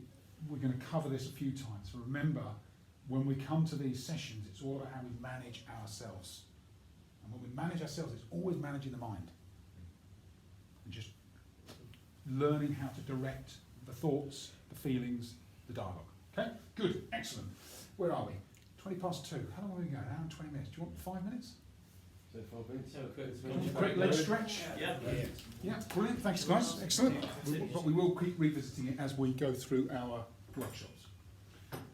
So we're going to talk about the customer journey, and we're going to look. Oh, thank you. Thanks very much. We're going to talk about the customer journey, and we're going to look at how that customer journey works alongside the sales process, or vice versa. So everyone will be familiar with the conventional kind of marketing funnel principle. Yeah. In the customer journey that I talk through, I reversed the funnel. I saw this on a brilliant presentation. I can't remember who did it, but I copied it. Because what they talk about was, you know, the conventional marketing funnel looks like that and makes this inherent assumption that your customer is going to be drawn by gravity through the funnel and then naturally come out the bottom. It doesn't work like that. In the sales process and in the customer journey, gravity acts against you. So the funnel has to be reversed. If we don't pull that customer up through the funnel, they're not coming. So we are the catalysts for customers coming through the funnel. Right? And you've talked about digital marketing initiatives and all of the work you're going to do to create leads through the funnel. We're going to take people through the funnel, but we have to pull them through the funnel. They're not just going to come of their own volition. So the customer starts their journey with us unaware that we even exist, or unaware that the product we have for them, they have a need for. Okay, so they're unaware in the first instance. And our job is to use models to prepare, to make sure that we know a lot about our portfolio, we know about the market, we know about all sorts of things that are going on. And if we do our preparation and the messaging's right, we move the customer from unaware to attention. Okay, so this is, has anybody heard of the AIDA principle? So we'll walk through the AIDA principle. So we move the customer from unaware to attention. Now once we've got their attention, our job is to introduce insights. Insights about the market, insights about the customer's environment, insights about things that the customer hasn't considered yet. And when we do that, we get the customer from attention to interest. You've got my attention, you've shown me something of value that I didn't realise, I'm now interested. Okay, that's our job. Once the customer's interested, Then we have to understand what they need. Okay, if you're interested in this, how does that relate to your organisation? What are the things that go on in your department? What are the challenges you face? And we're going to cover all this in detail. Right? Once we understand what they need, we want to move them from interest to the next stage, which is desire. Okay? And at the point of desire, we can then start to talk about the solutions that we offer. But if we do this too early, we will not get them, because from here to here, they cannot physically go from there to there. Doesn't happen. They have to go through these stages. So our process must map and mirror the stages that the customer goes through. Does that make sense to everybody? Okay? So at the point of desire, we have a conversation about solutions, but only after we've understood their needs and we've created some value through insight. Then, in order for the customer to move from desire to actually take action, because desire isn't the same as action, same way that positive psychology is not the same as positive action. In order to get the customer to take action, we must make a proposal. Okay? But we only make a proposal when they're ready to take action. Again, do that too soon, we get a no. That's why we're getting no's sometimes. Why I get a no sometimes if I try and do this too soon in the process. Right? Once they've taken action, we want them to move from a single action, maybe a trial, maybe something, to become a customer. Multiple transactions. Right? We do that by creating immediacy. We want them to do some stuff that's immediate. Create a sense of urgency, keep that momentum going. And if we do that well enough, we want ultimately to move them from customer to lifelong loyal clients. Okay, so customers transact, clients choose us to be their partner. And we do that through a process of self-reflection, of continual improvement, of over-delivery, of servicing the customer's needs in the best way possible, and that is our cycle that we go through. So that's what we're going to cover throughout the process of our workshops, and we're going to do it aligned with where we know the customer will be in their journey with us. Okay? And you will have heard I'm sure, the whole, you've got to get the customer to know you, you've got to get the customer to like you, you've got to get the customer to trust you, you absolutely do, but it's not quite that straightforward. You have to understand the full journey and how the sales process aligns, and this will happen as you go through that process. Okay? So that is what we'll cover throughout all of our workshops. So let's start with preparation. Right? So, I love this quote, especially in the current climate, right? It's not the will to win that matters, everyone has that, it's the will to prepare to win that matters. Am I prepared to win? Not enough to want to win, I have to prepare to win. So we're going to look at a really simple way to do that. So I have a framework that we're going to look at that I call the Prepare To framework. Okay? And the Prepare To is like squared. So it's like a 4-blocker. And on the x-axis, we have your client, and we have you, or your organisation. Okay? Client's always first, client first. And on the y-axis, we have internal, and we have external. That's a really simple model. And what that starts to look like is company and professional information, like NHS Trust or private service provider, whatever it is, or department.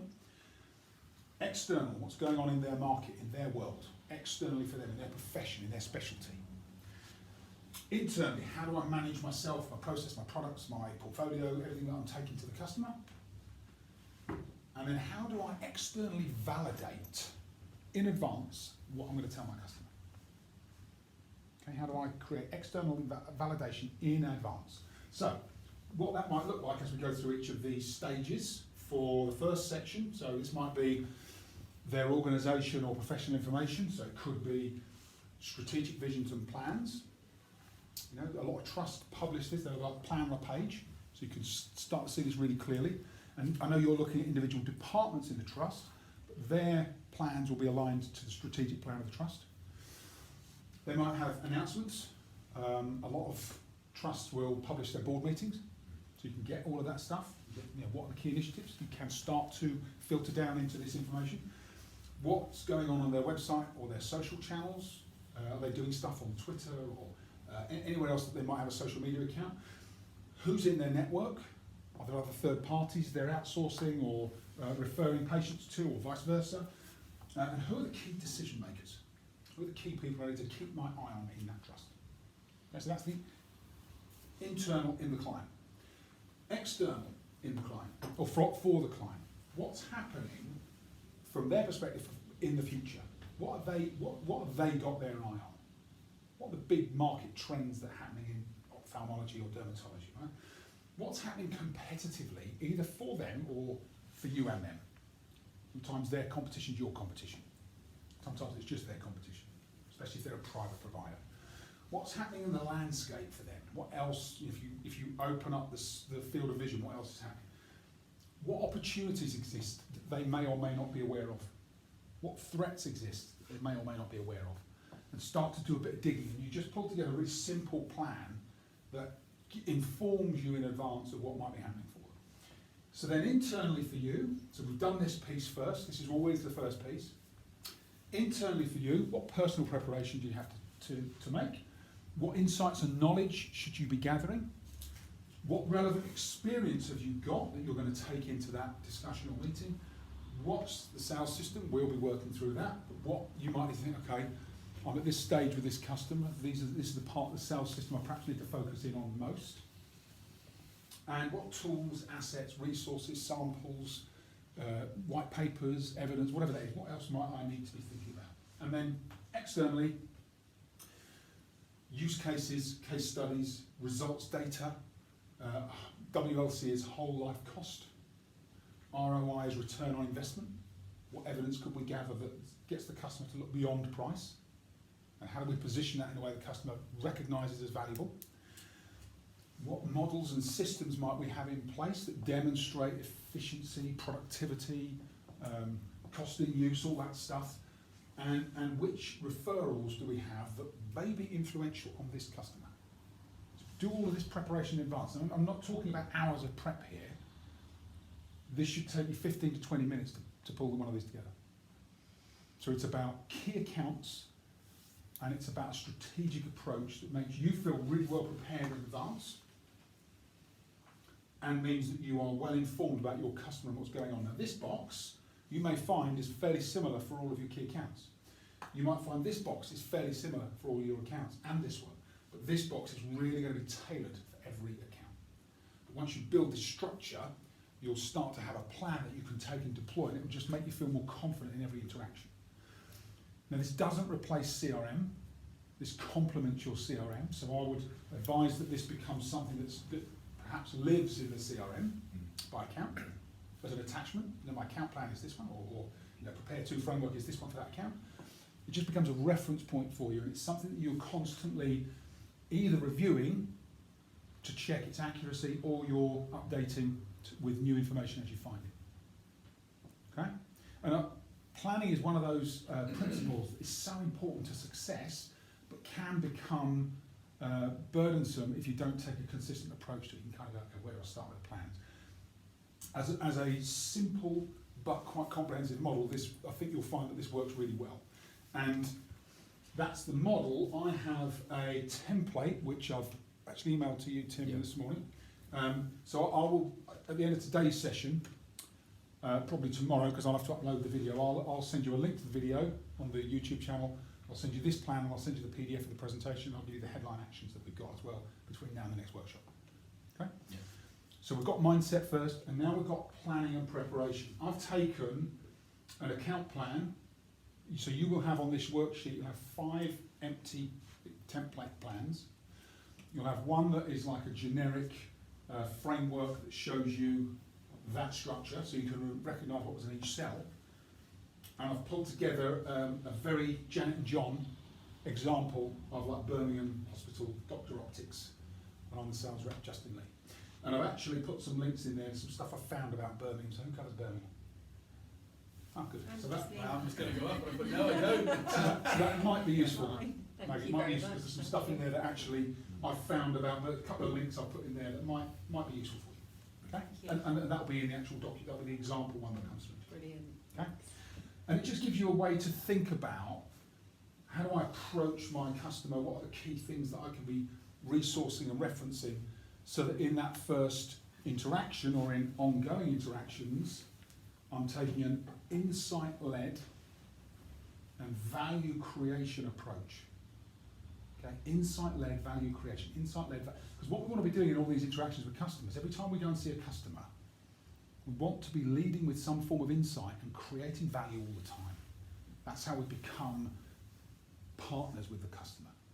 Beyond just, and I say just, but beyond the selling of services and equipment, we can become a resource by sharing insights about the market and insights about what other people are doing, best practices. Because your case studies aren't just case studies, they are best practice, right? This is how people are getting the maximum value from working with us. And this is how they're presenting it. These are their words. This is why it would be good for you to consider doing business with us. It's not about what we want. It's about what other customers are telling us works really well, and we just want to share that success. And that message really resonates with the customer. Okay? So, don't have to create the draft plan now, but I would like you just to spend a couple of minutes thinking about, okay, which target count do you think you'll start with? Like a start of a 10, and talk to each other about, okay, so what's the target count? You'll have the spreadsheet. We can send you the spreadsheet today, actually, because we've got that ready today. If you want to fill that out, when will you get it filled out by? When will you review it with each other and check in? So just a couple of minutes on that, and then we'll take your feedback and then think about how you share it with your accountability partner and review it with Tim, because Tim can then help you all kind of be best practice around, okay, what was the best in class plan look like for us going forward. Okay, so just 5 minutes on that, have a conversation with each other. What a sort of traditional sort of plan, I suppose, of how you approach and how you win an account would be. Yeah. Especially because it's a brand new account as well. Ah, great. So I think what you just said actually, they had to sort of stand back together. What you said, you had to sort of step out a little bit Yeah. and kind of be a bit more.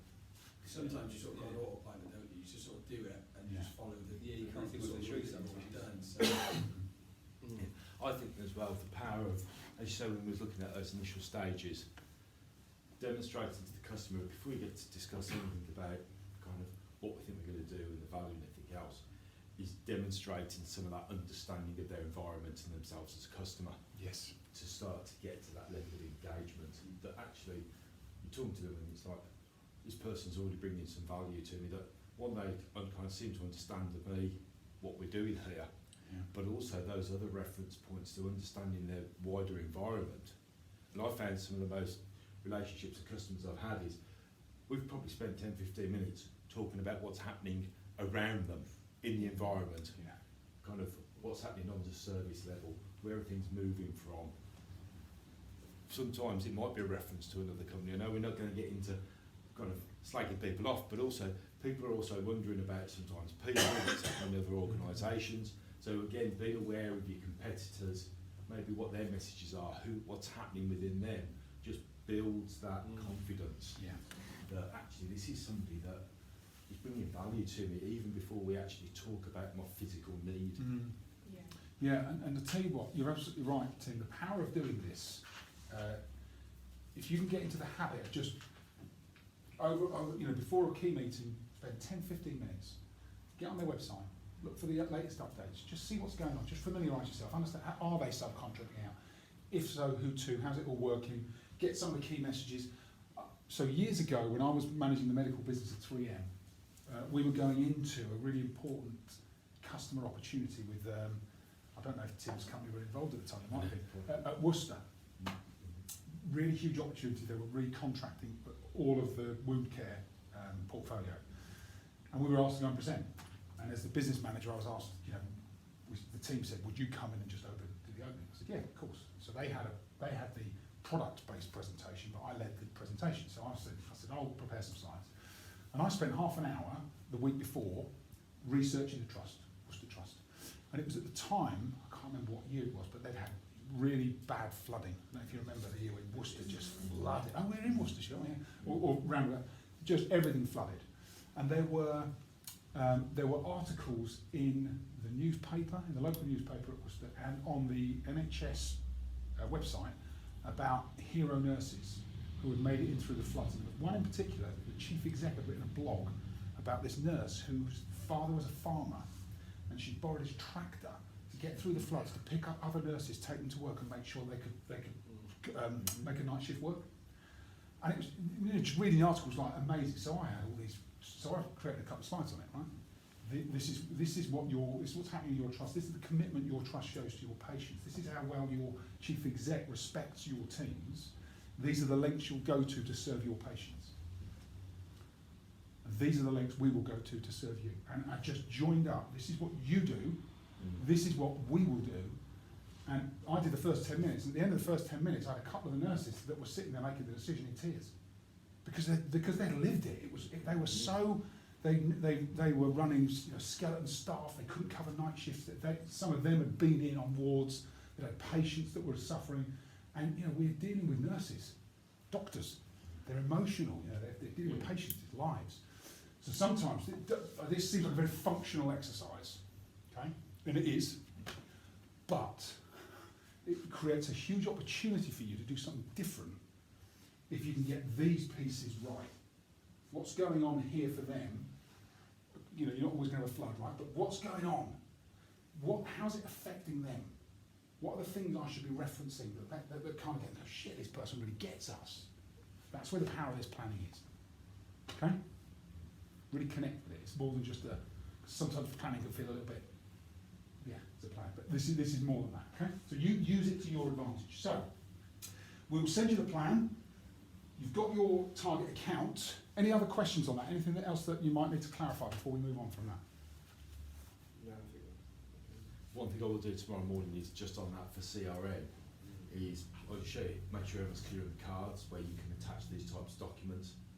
Yeah. So again, instead of just filing it away somewhere is, for me, it's probably to have that plan that are all unique individual to the customer is, we'll attach them into the document section within CRM. Yeah.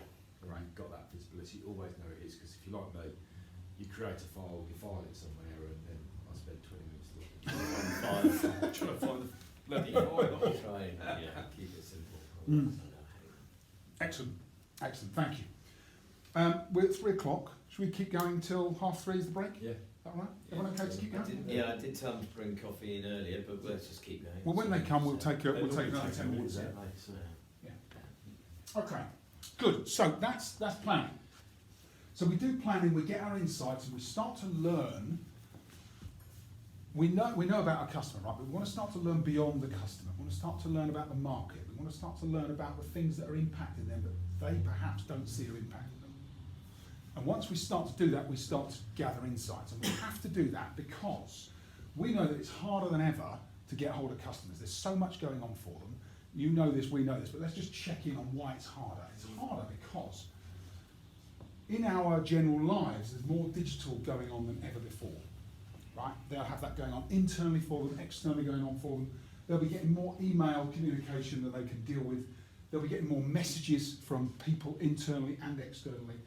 Their pathways have changed. They're more complicated. They're longer. They're more drawn out. Every trust has got financial concerns. We know that. And they've got this pressure now to reduce waiting lists. So the time they have spare to deal with other stuff is reduced. So that your customer is finding things more tough, and you know that, right? So because of that, they've got all this noise going on. If we don't cut through the noise, then we become someone that just like is in the background. Yeah, I'll get to you at some point in the future. Come in. Come in. Sorry, and it's 3 o'clock. I know you wanted coffee at 3 or do you want to Yeah. go back or? No, it's fine. That's Take right. one now, Thank you. Yeah. What would you like? Have a latte, please. Latte, yeah. Latte, please. Latte, Take coffee, one yeah. latte. Just 2 lattes. 2 lattes? Flat whites. You want flat whites? Oh, flat white. 3 flat whites. So Thank 2 you. lattes, 3 flat whites. Can I have tea, please? Yeah, anyone else for tea? Black Americano, please. Yeah, one black coffee. Anything else? I think that's it. Okay, so what the chef's got prepared for you as well. Thank you. Alright. Thank you very much. Yeah, Thank right. you. So we have to, we talked about it earlier. We have to make sure that when we're connecting with customers, even if they're really good customers that we know, even if we've got established relationships, we've got to think all of that stuff's going on in the background for them. So we must cut through the noise. We've got to get beyond all that stuff. Okay? And just catching up with them isn't going to be good enough in the future. So we've got to have that in our minds. So with that in mind, I'm going to share with you 3 principles that will enable you to engage your clients more effectively. Okay? My recommendation is that you kind of think, okay, how can I use this all the time? Not just for new customers, not just for people who are disengaged or want to re-engage, but for all customers. There's 3 principles. And when I tell them to you, they'll be obvious, but we don't always do them. Even I don't always do them. I have to catch myself and go back to my own 3 principles, right? The first principle is that we very often hear this message, customer first, customer first, customer first. It's absolutely important. It's absolutely important. But in order for the message to really resonate with a customer, it has to be customer only. Okay? Not customer first, customer only. Because customer first assumes customer first, then I can pitch. Customer only. Because you're going to see the customer. Your job when you're trying to reach out to customers is to get to see them. So you're going to be able to sell when you're there. You don't need to tell them you're going to sell to them. You just need to deliver a message that only resonates for them. Does that make sense? Mhm. That makes sense? Yep. Mm. Yeah. Take this to heart because I find we all do it. Without realising we do it, we do it. You've got to change all of the language for all of your communications to customers to be only about them. That cuts through because most people don't do it. Right? So we go customer only, first principle. Second principle,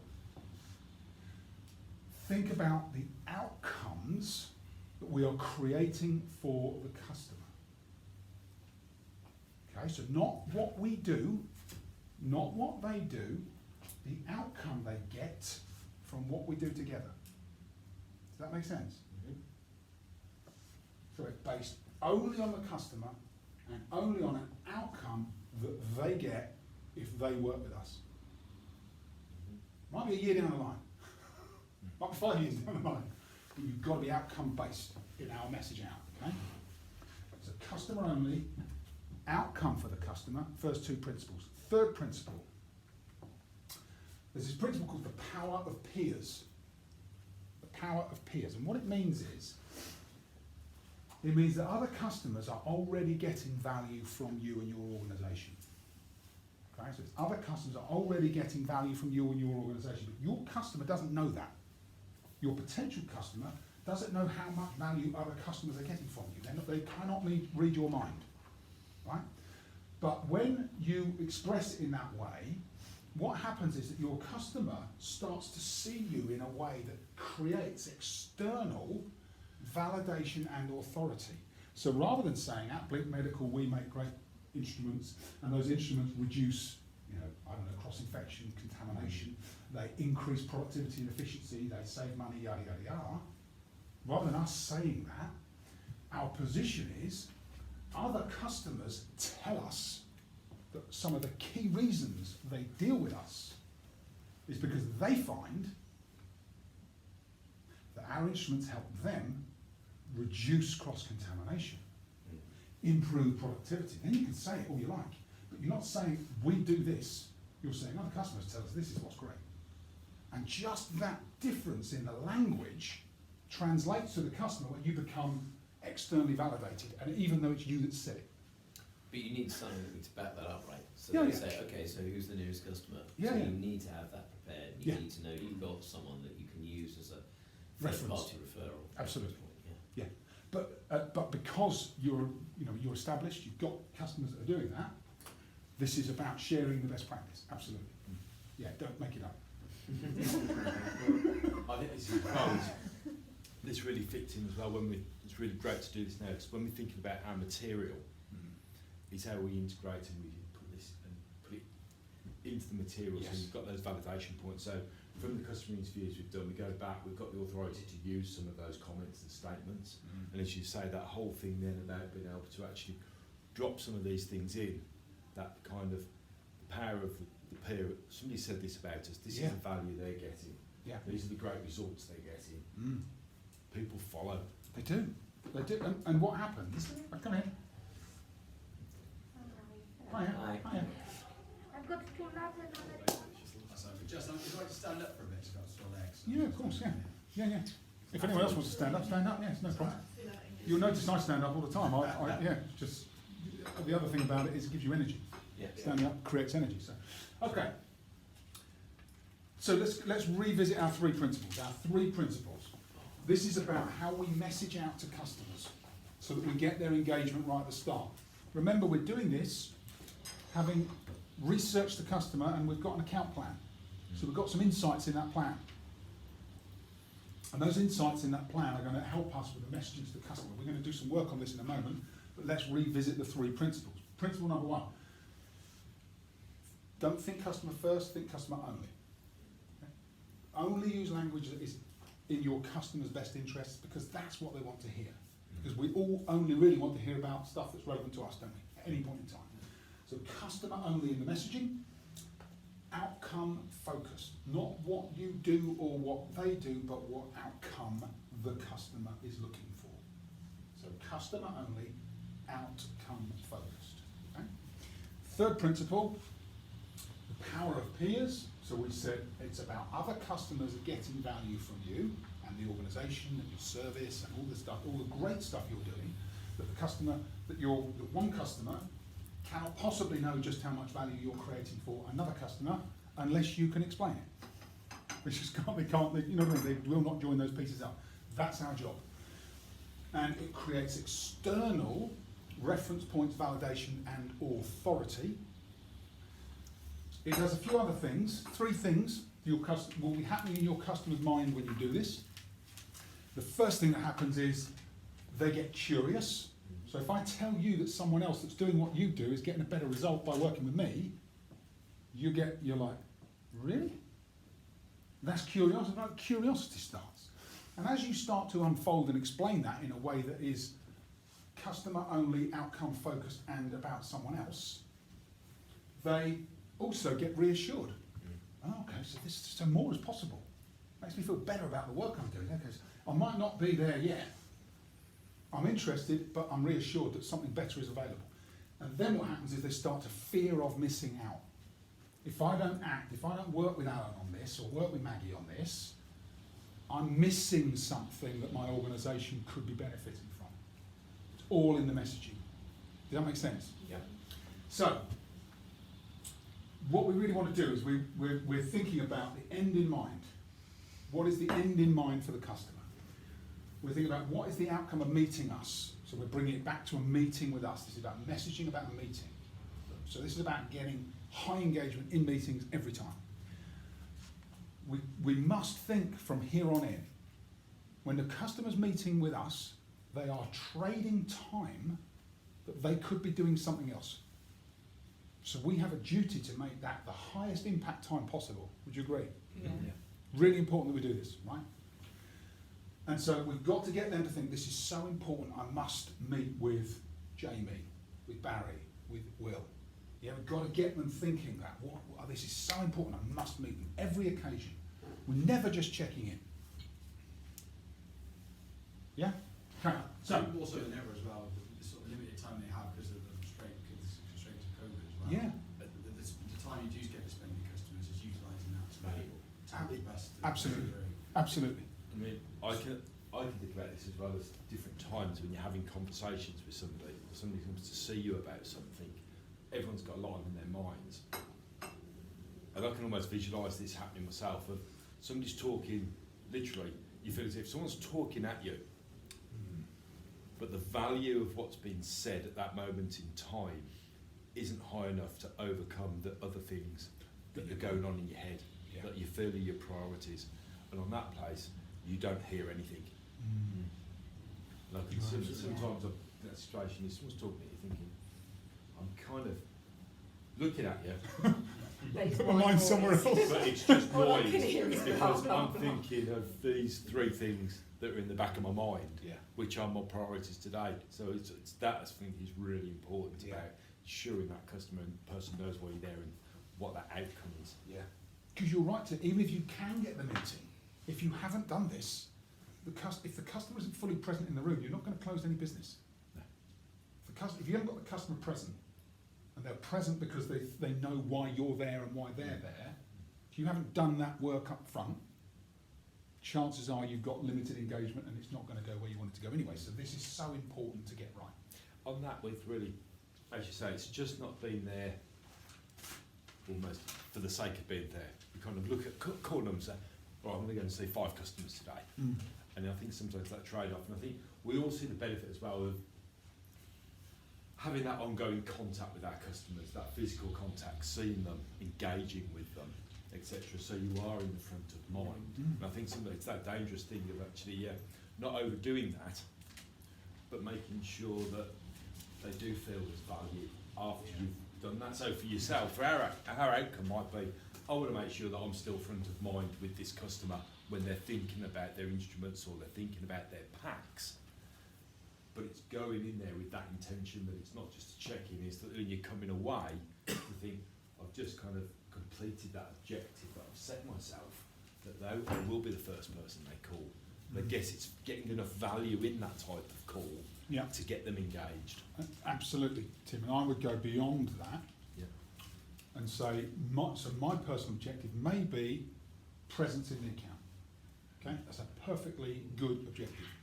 But I'd go, okay, if I want presence in the account, and I'm thinking customer only, what's in it for them? Right? And then I'd say, okay, by me being present, what outcome do they get? And then how do I leverage that from a perspective of another customer so that it's not me saying, I'll be present in the account? So just take that, this might be my objective, but what does it mean to the customer?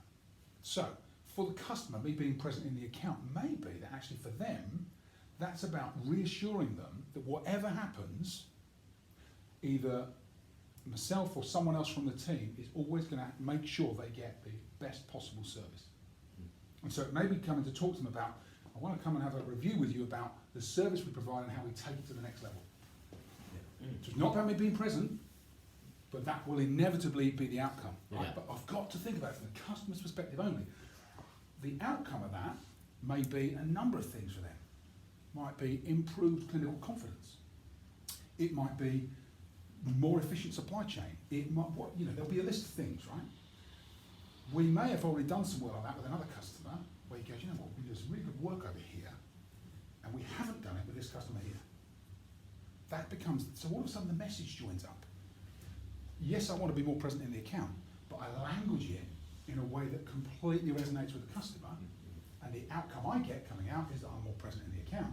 The customer's never heard those words. Does that make sense? I think, but I'm just thinking that through the circumstances around this is we're going to do a lot more reporting, have a lot more data available, service levels, those type of things. And again, if we're monitoring those, if we've got a customer that we can see our service level has been dropped off on, there's a good reason there to go and say, actually, we've identified this, be open about it, and say, what we've done is put these actions in place, and that's corrected, because it might be something they're feeling that they're not raising the issue, because it's not on the priority, but if they think that we're proactively managing that and recognising that, for me, that reinforces the value that then we're giving to them, and reassures them. That's a great example. It takes the conversation on, because I know what this is like with relationship selling, they're just popping in to see how you're getting on. It's about professionalising it, and with this extra data that you guys are going to have, probably very quickly you'd be able to print something out, a graph form or whatever, to show this is how we've been performing.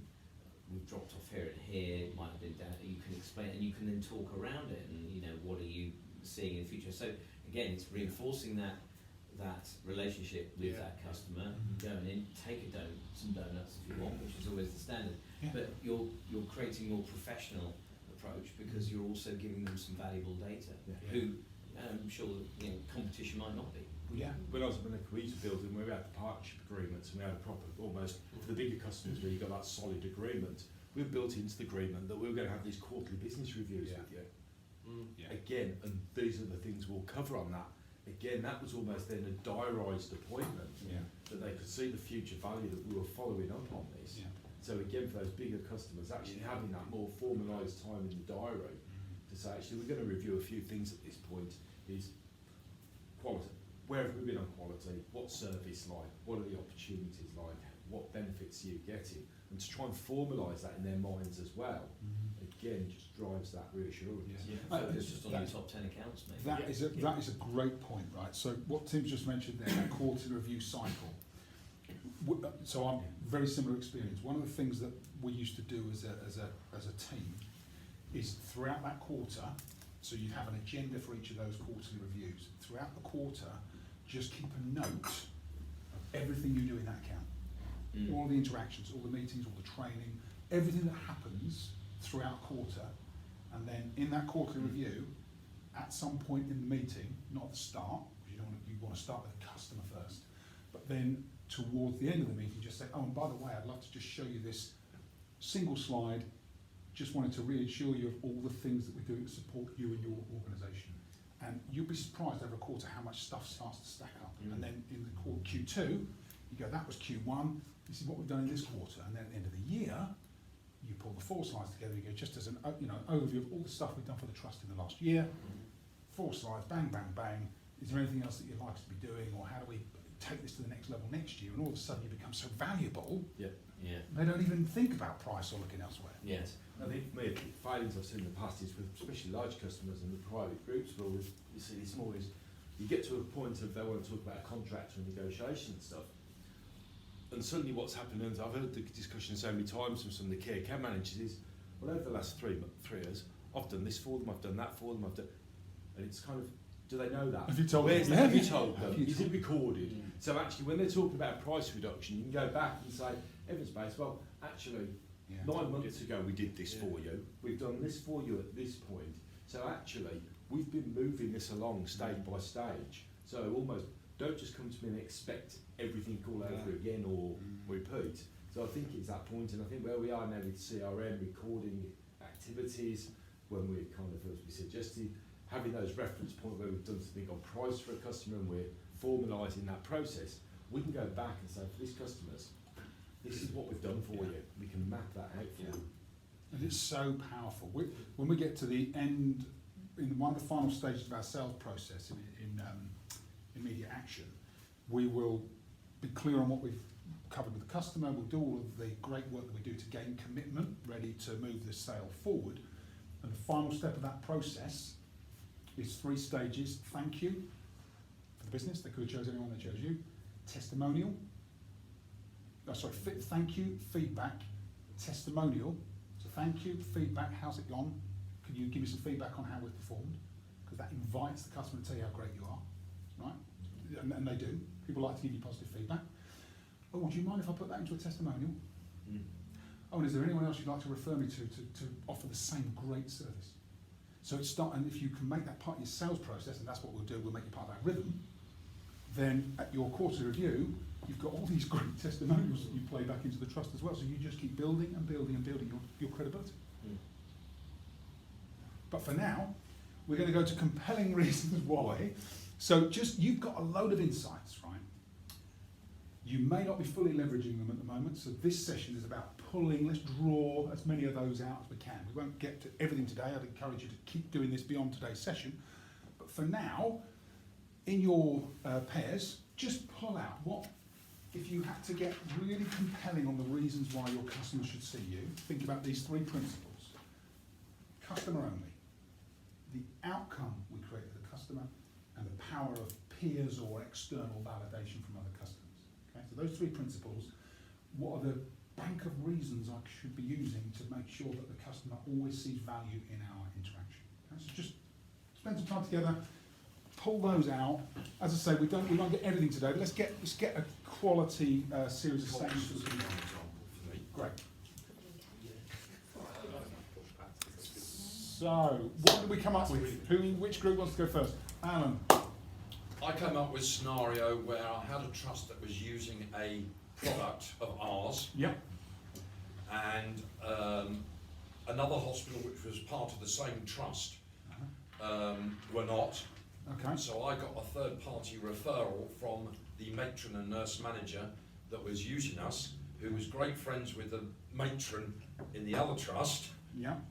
who agreed that they wanted to see me because they want to standardise their product, and they weren't happy with their current supplier, and they were letting them down, and they were using the other trust's packs because they kept running out and they weren't getting supply. So that was the compelling reason why that customer wanted to see me. Okay.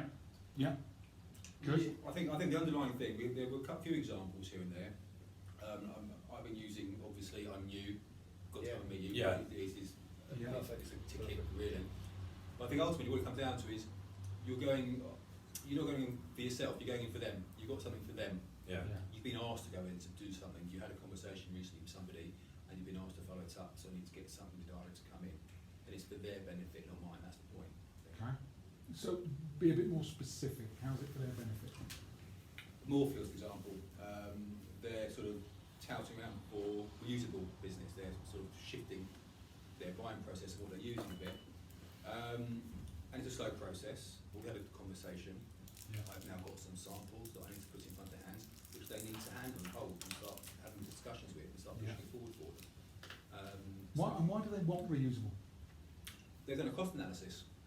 So reusable. Reusable. They want reusable. Yeah, they're moving to On the reusable. ophthalmic side, we've got with the whole Katina family of products. You've got Katina both. is one of the global Yes, leaders we've in got their reusable reusable instruments. links Yeah. disposable. So there is a It's a big gear position change. for them both. Yeah. And they've done a cost analysis, and it's a bit of a departure for them, Yeah. and it's a big project for them. Uh-huh. But my role, because that's my job, is supporting the project. Uh-huh. As they're supporting this project, I've got some instruments for them, which they know the brand, Yeah. they've not touched the belt And brand. that's what I'd say is the compelling reason. Moorfields are renowned for getting the cheapest of the cheap just because they're Moorfields and they're big. Katina is probably the #1 brand in reusable surgical instruments. So for them to actually get Katina or have the opportunity of getting Well, they've Katina, said the cost is not the driver. amazing. It's about what's fit for purpose. Mhm. Strangely, so cost is not the driver in it. Okay. But the conversation we last had was So what is the drive? being fit for purpose. So what they've got right now isn't fit for purpose. They haven't got anything reusable at the moment. It's all new to them. It's a So they're whole using new- BVI's disposable packs. Is this going to be swapped out from Yeah. that then? Yeah. So I think this is the difference in element of when we're looking about That's the BVI's biggest reusable. account right now as well, isn't it? Yeah. Is that what they're looking at account level, because of the profile of that account, and when we've done this whole mapping out of our customers, and we know we've got a position and profile of customers for single use, and a profile of customers for reusable. Yeah. For me, almost, and this is almost news, that they were using so much single-use instrument packs through the so we've identified that now after quite some time, is that I would always use Moorfields as an example of a trust where when you're looking at the profile, would by default be a reusable Yeah. trust. High volume, Absolutely. consistent volume, dedicated ophthalmic unit, dedicated sterile services department, Yeah.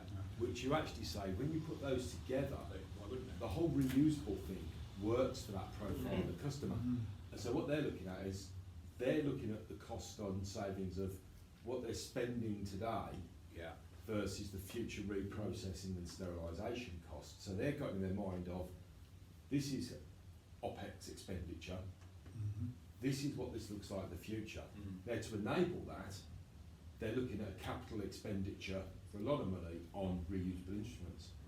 And as you rightly say, is that then, that reusable expenditure, what they're paying for that isn't as important as what they're looking for a cheaper item from an operational expenditure thing. So actually, to enable that efficiency and long whole life cost, paying more and getting a good quality product will pay them back even more in the long term. And that's why we said that with Katina instruments, we are a lot more expensive, but we have to be confident about that actually, because they're more expensive, they're higher quality, they're giving the customer more long-term value. Yeah. But again, we're giving them something that BVI can't. And we are And direct. unique in And the direct as position well. that we've got, Yeah. we are an instrument company, we've got reusables Yeah. and we've got disposables, Yeah. all from the one. But the compelling arm would be that I'm now able to continue and move to the second part of our conversation we had a couple of weeks ago. We can move on now. I can put something in your hand and you can touch and feel it. We can invite the surgeons in, or we can have a little bit of workshop going on, and we can start. And that's the project great thing, forward. you put Katina instruments in front of an ophthalmic surgeon, they're not going to say no. They will love them, they'll be like, my God, could be The other- can we- the other- we've got That's- So hold on. Just Hold on. Let's finish this off because this is important. Go on. In the language of the customer only, Yeah. what's the message? It's not Katina Instruments. We've got the follow. Well, okay. We can continue. We've got the second part of the project for you. We've got the second part of your proposal. Yeah. Ready for you to get your hand on, have a play with. So we're ready to help you Yeah. move your project Yeah. forward to the Yeah. next level. Yeah. Right? Yeah, we've got either option for them. We've got reusable, single use. You know, we've got, and not myself. So I'd like to talk to you about where you are with your project, Yeah. because we're ready to help you move it to Yeah. the next, Yeah. your project Well, with, to the next with stage. that project in mind, you can look at it from different options. So how can you support getting to that next stage? Training, product support, being there with them, that will all sort of Samples, reinforce yeah. samples. And obviously going back to why customers should meet with you, you sort of look at it from, are there any new products? Is there anything new catalogues you can show? And really get into that minute detail of identifying why, giving you an exact reason to go into that account. So like you said, talk about costs, talk about new products on the horizon, talk about, like I said, training, sampling, all these things are all compelling reasons to go into an account. So just remember, for your customer, is it compelling? Well, I I'm think- going to challenge it. I'll tell you why I'm going to challenge it. Yeah, yeah. Because we say new products coming. Yeah, yeah. The customer hears you want to sell me something new. I You think- say training, they think you want to spend time in my trust. Yeah, yeah, yeah. So you've got, what's the outcome of the training? It's about improving standards, helping you meet your CPD targets. Yeah. New product, what does that mean? It's about shaping the landscape of the future of ophthalmology and how we might be able to help you see what that looks like. You see what I mean though? Yeah, Yeah, yeah. It sounds Yeah. like semantics. It Yeah, is yeah. not semantics. How they view it. But It's I think got to new be that, products yeah. also potentially could come new ways of surgery, new cost cost savings, and that sort Right. of feeds into the benefit of the Yeah, product. new innovations in surgery. Yeah, That's yeah, yeah. great, right? Improve Yeah, yeah. patient outcome. Improving patient outcome. You see what I mean? Yeah, I know yeah, it sounds obvious, and you're thinking, he's labouring this. I'm labouring it because it's so important. If you ever find yourself in a situation where the customer's not responding, or you're not getting a meeting, it's because you're talking about you and the customer and what you offer, not what they want. It's because you're not following these three principles. And I promise you, Yeah, if you go back to these three principles and take everything you said and yeah. go, right, hold on a minute, new product, no, not new product. Right, what's the technology? How's it relate to the customer? What's the outcome it generates for them? And who else might be a reference point?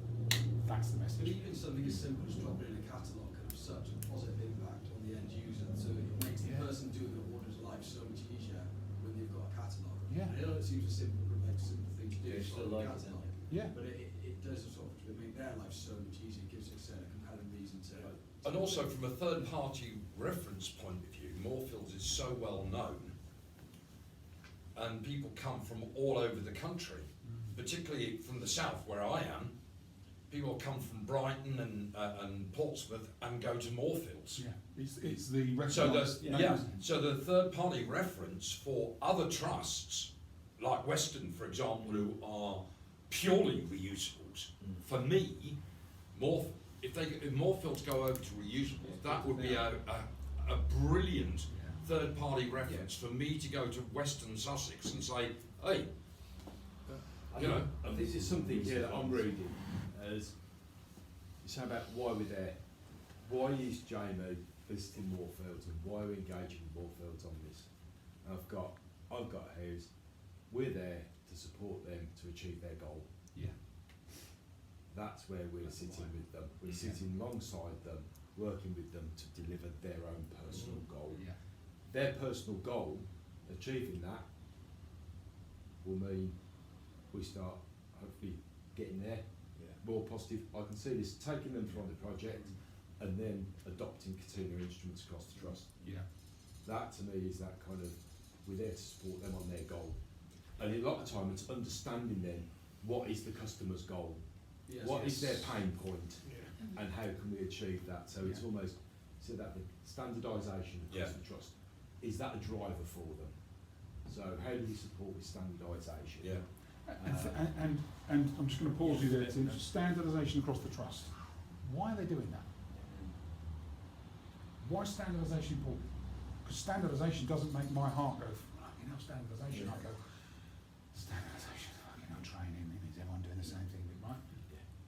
What is the outcome of standardisation? Cost savings, probably. Maybe, cost Same- saving. same- What else? Same clinical outcome. Consistent clinical outcomes. Yeah. What else? I say cost, like I said, consistency, a lot of things like Improve. consistency. What same about, company. what about staff? Yeah. What about staff delivery? Familiarity. Familiarity.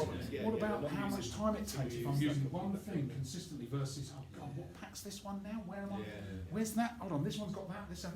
when a downtime, streamlining the care pathway for the patient, making things That's seamless. ordering process. And you know something else as well, obviously, we've also been talking to them about standardising their corneal trophine systems, because they've got every single corneal trophine system we've got. Katina has the best Baron corneal trophine system. There may be a conversation to have, I don't know where you guys have got to with that, but if you're wanting standardised, you know, reusable instruments, we could at the same time maybe link a deal up where we can hook in and take all that trophine business, but have it on the Katina, the best corneal trophine out there on the market, and maybe link a deal like that. So again, giving them consistency, reliability, the best clinical outcome for their patients. And it's so important, so important. We become unconsciously biased towards standard terms. So things like standardisation come up and we go, great, standardisation, it's a buzzword, I'll use it. Why? You've got to get beyond the, so there's this principle, the need behind the need. You've got to identify the benefits, haven't you? Yeah. You've got to pass that on to the customer. And it links to the outcome for them. Yeah. So we go right back to outcome, customer only, outcome. We can do the third party referral, but we've really got to get to, right, they're going to do that while they're doing that. And that's what we talk about. So we might talk about standardisation, but we say, we want to help you meet that consistent delivery target. We want to help you increase those patient outcome deliverables that you've got. We want to help you do that. And of course we're doing that through a standardisation process.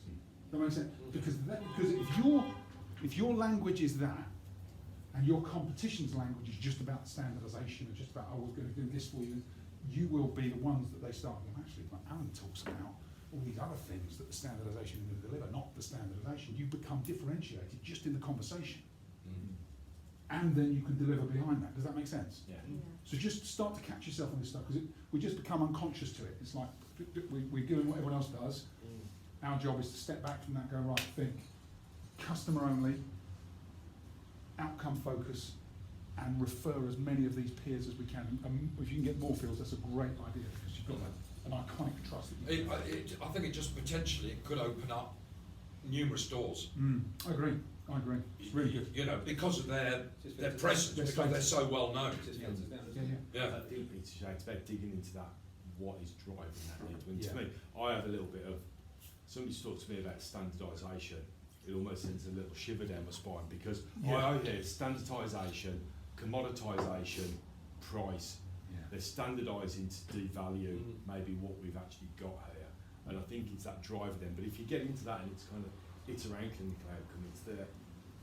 You can have a level more confidence of how much value we can You've got to have a real picture, haven't you? So if you build a picture by referring to people that you're already dealing with, and they can almost visualise getting them on the mindset path, visualise how it would look for them in their department and how simplified that would be, I suppose. You know, trying to understand how this would all fit together for me as well, because we were talking about cold calling, because that's probably what You were doing a lot of we stuff. do, But this is sort of a funny issue really, because you look at some of these private groups and some of the NHS have had these regional partnerships that got together to try and standardise what they're going to be using, and it will come to at the end of it, this will be we would prefer you to use, but you can still use the company you current. So it's all, you look at the trust end goal, and it's they've got a project in mind, but they still don't commit to anything. They don't really. And these private groups are the same. That's what we prefer you to use then, but if you want to still use them, you can. They just like to a degree. Been through this for a lot of the private groups, bigger trust deals. A lot of them don't have, I don't know what it is, I would say they know what they want to do, but they don't have the competencies to deliver it themselves, and that's why they rely on their suppliers, their partners, so much in this environment. Because I've done big groups with rationalisation projects and standardisation across some of the private groups in the past, and we've had to lead the project and implement it literally for them to get the value of the business out, because at the end of the day, the track history of implementation of these things across the NHS is poor. It's only public body. Because they don't sell it internally. No, they're not that's skilled in the skills that you folks have all got. It's because 90% of their team have got a fixed mindset like that. They're risk averse, that's why they're working for the public sector. That's so true. I used to deal with OTs, and what I learned quickly was the fact that an OT is mega busy with lots of patients. You take that pain off them and deal with it For them. it makes their life a hell of a lot easier. But OTs are in a completely blocked mindset because they don't want to change.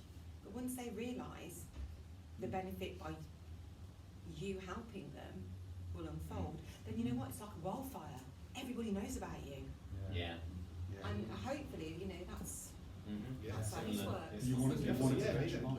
Yeah. So this principle is every occasion that we meet with a customer, there's a reason why we're there, and they're clear and we're clear, and it makes you much more valuable to the customer. It creates much more relevance to them, and it speeds up your sales process. Right? So there's never just a catch up over coffee. There's never just a drop in to see you. Never. Don't do it. Don't do it to yourself. Don't become that person. And so when you add that much value on every visit, you start to find more opportunities, because every time you're there, there's a reason for you to be there, and the customer buys into that, and they start to see you differently from everyone else. And so they'll start to migrate their business towards you, and you will attract more business even if you didn't do anything else.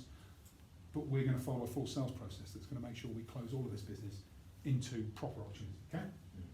So, what my request of you is, for these compelling reason why statements, in your pairs, as you discuss this between the workshops, I'd like you to craft three key statements. These are the reasons why I'm here to see you. Get them really, follow those 3 rules. Okay? 3 statements for different, you might say, right, one's for a new customer I'm engaging, one is for an existing customer where I'm trying to explore and build an opportunity, the other is for an existing customer where it's about actually cementing the relationship, but really compelling reasons why. Okay? And then what we'll do, I'd like you to share them as a group so they become almost like a bank of ways in which you can all really highly engage your customers right at the start of every sales process. Okay? And we'll just keep refining them as we go through. Okay? Great. And we can start to use them internally for inside sales as well, for customer service, start to play some of those messages in, so that customer service are aligned with the messages that you're putting into the customer as well. Okay? And So that's, you that's want another us to- massive opportunity for us, Yeah, because you know huge. we Is that- get these people ringing us and we're taking their order and saying goodbye, and we've just got an opportunity there that's screaming at us. Yeah. But it's also making them feel confident about that we're not asking them to be salespeople to No. sell, because that scares them, but to open up a conversation, Yeah. ask a couple of questions, and it might well develop into It's support as well, isn't it? Yeah. Support from Yeah. the office. Yeah. So did you want these 3 compelling threes under the things you just mentioned? New customer. So your choice, but there's some options for you. You could go new customer. Here's a new customer I'm looking, or it might be someone you've tried in the past, haven't been able to get in there. I want to revisit them, right? But it's still a new customer. Then you've got existing customer where I don't think I've quite got all the opportunity I want to build it out. What's the message to get in there to do that, have that conversation? And then finally, it might be an existing customer where everything's going okay, but I just need to keep that connection tight. I don't just want to keep going in and checking up. I've got to keep adding value. So how do you do that in those 3 different environments? Because you'll all have 3 accounts like that. Is that all right, Anne? Yeah. Brilliant. Okay. Perfect. Okay. Excellent. Thank you. Right, how are we doing? 4:10, blimey. We're finishing at 5, right? Yeah. Yeah. Okay. Good. We will finish at 5. Right, so let's talk about process. So let's work out, let's just recap, let's regroup. Where are we in the process? Here's where we are. We have primed ourselves for, I'll get to that in a minute. We've primed ourselves for anything, right? We know the first layer of high performance is mindset. We've worked on ourselves, we're managing our internal voice, we're feeling good, we've visualised a positive outcome with the customer. We've done some research on the account, we know what's going on for them internally, externally, we're really clear on our value propositions, external references, and we're prepared for success. We've delivered a really compelling message. The customer is waiting for us at the front door because they couldn't wait in their office because they're so excited to see us as we walk through the trust doors. Right, they're so excited to come down to meet us. I couldn't wait to see you, Alan. You told me it was going to change my life. Right, that's where we are in the process, right? So, this guy is a guy called William Edwards Deming. He is the godfather of automotive assembly lines. Latterly in his career, he became a business consultant and he taught businesses how to systemize and put in place processes and literally transform productivity and efficiency across the American economy. So William Edwards Demings, and he had this mantra: if you can't describe what you are doing as a process, you don't know what you're doing. Quite harsh, but what he meant was, if you can't systemize and tell me what you're doing as a process, you can't reproduce your results. And that's what we want to do in the sales process, right? It's what we want to do in every process, but for us as salespeople, we want to do that in the process. So we are going to use this process. So at the heart, we're going to use the Inspire sales system. Inspire is a mnemonic. Every letter of the word is a stage in the process. Okay? It starts at the center of the process with the relationship between our client or our customer, and I'll use those two words interchangeably, but I use the word client because if you think about the professional businesses that have clients, they tend to be clients that work with them for a long, long time. They don't negotiate on price. They're not looking for discounts. They're not looking for the next deal. They're working with someone as a client and they feel privileged to do so. And that's where we want to get to, right? So client and salesperson relationship. We must be able to establish and forge a relationship, and that's where we're going to go next. We're going to talk about rapport and relationships, and that will close our session today. So we'll start with that, but I'm going to just show you the rest of the process so we see how it works. The first step in our process, after we've connected with the client, is that we lead with insight and impact.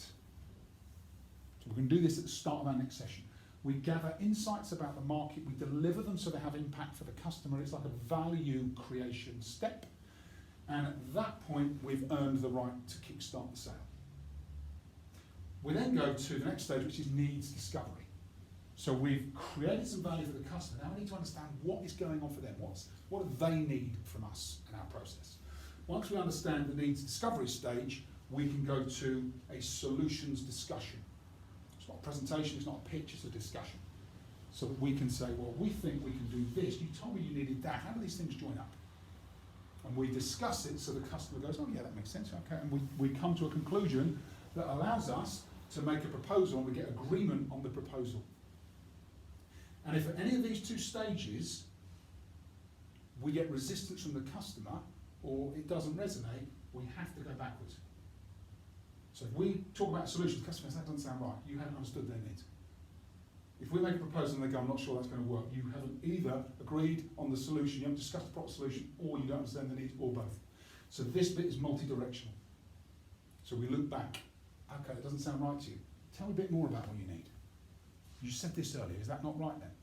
Ah, right, well this also happens. Ah, okay, let's unpack that then. So this is multi-directional. So this process flows, but it's circular. Once we've got agreement on the proposal, then we go to immediate action. So once someone's made a decision on something, once they've agreed something, that is not enough. We've got to be really clear on what is going to happen, what we will commit to, what they will commit to, and how we move that forward. That does complete our sales process, but the final stage for us is reflection. So the only way we can improve is by reflecting on our performance, understanding how we're going to change, and then we move forward. That completes our cycle. So we get this continuous improvement throughout our process. Okay? Sound good? Mm-hmm. Excellent. Okay. And sometimes we'll do that in 15 minutes. Other times it might take us 2 hours. Depends on the customer, depends on the situation, depends on where we are in the overall sales process and cycle.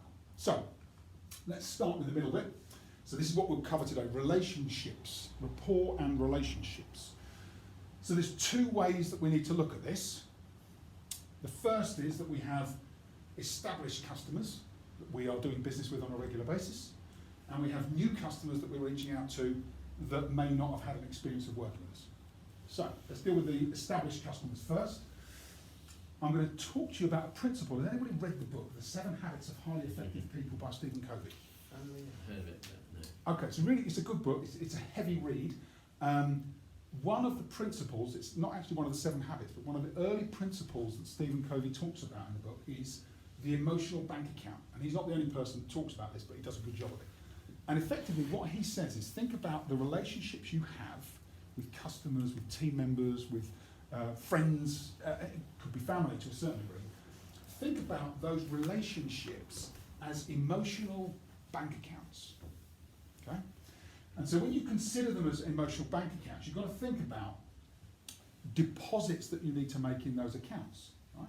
So deposits might be, if you're in a leadership position, it might be praise, there might be recognition. If it's for a customer, it might be thanks and appreciation, maybe some gratitude, it might be listening to them really carefully, it might be providing support to them, responding in a timely manner. All of those things are deposits in your emotional bank account, okay? You can't withdraw from those bank accounts unless you have sufficient credit. You can't withdraw without making a big dent in the relationship unless you've got credit.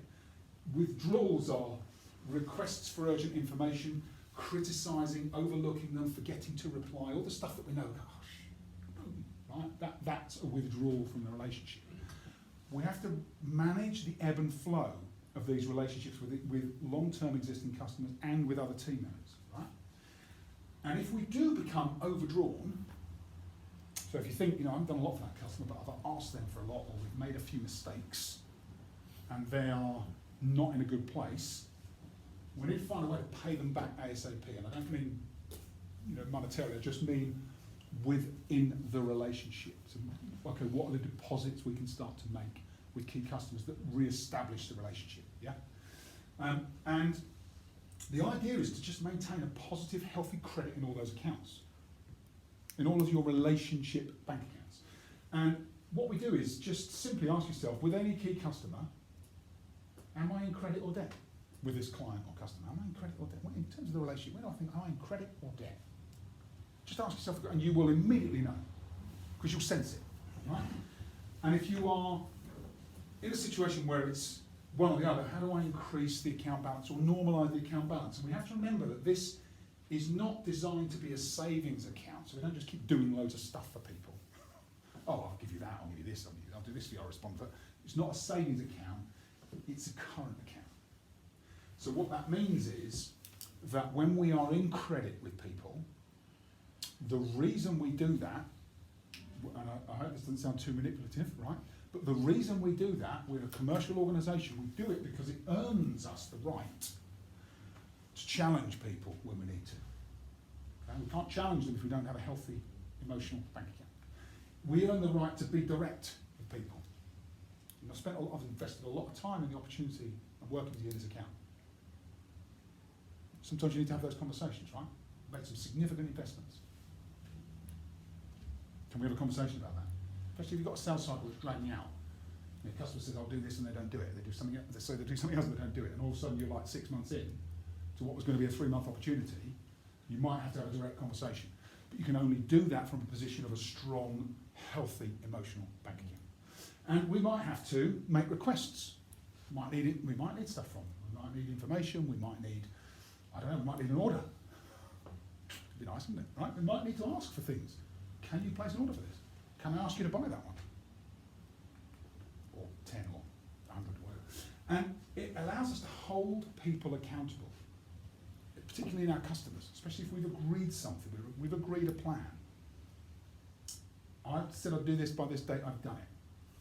You said you'd do this by that date, where are you with it? A big smile on your face, where are you with it? How's it going? Oh.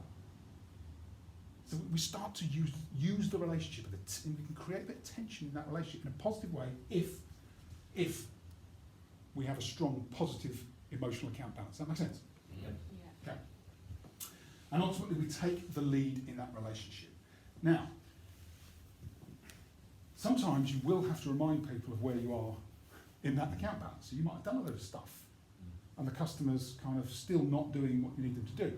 That's when a positive conversation, maybe a quarterly review or a monthly review, or whatever you are, to say, here are all the deposits we've made in your emotional bank. Here are all the things that we've done that we believe are adding value to you and your teams and your patients and your. Just want to, if you don't mind, just want to take a moment for us to run through these and check that we're on the same page. Are you agreed that they add as much value to you as we believe they do? Yes. Great. Do you mind if I ask you a favour? And you might. Could I ask that we start to move this forward? Could I ask that we start to get conclosure on this particular project, or that we move forward with this as a trial, or we move to purchase, or whatever it is? You do it, and you can do it really effectively if you remind people of where you are on the account balance. Okay, so this is established relationships.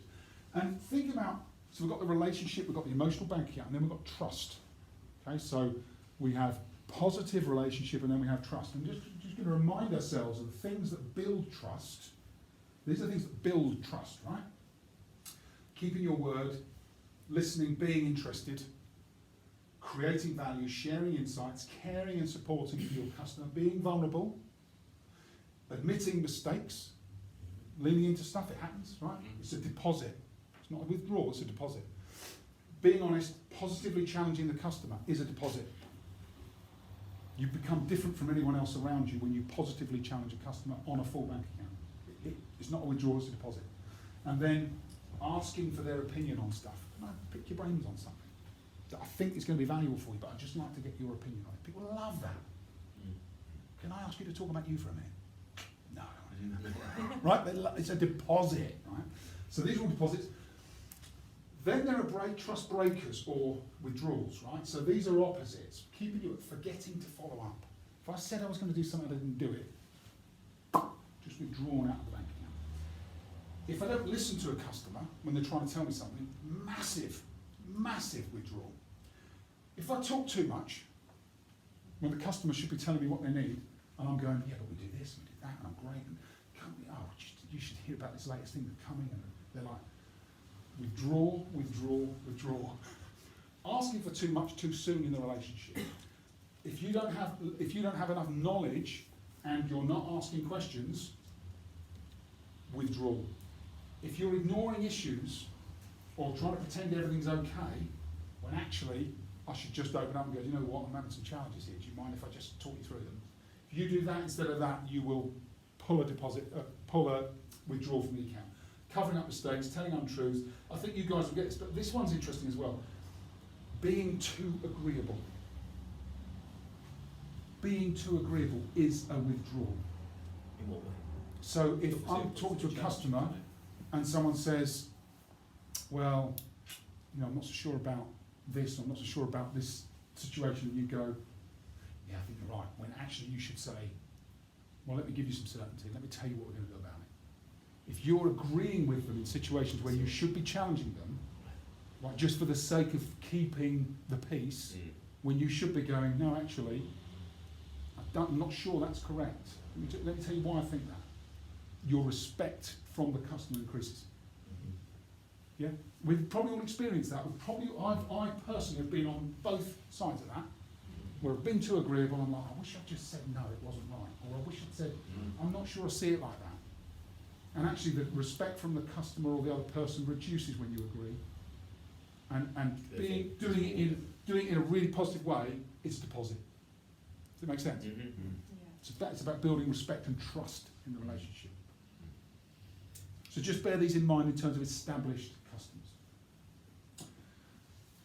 So we're going to talk about connecting with new customers, then I'm going to ask you just to think about what this means for your territories, your accounts, your customers, and then we'll close. Okay, so how do we connect with new customers? So that's established customers. Let's remember the importance of the bank account, remember the importance of the things we need to do to build and maintain trust, and what might jeopardise that.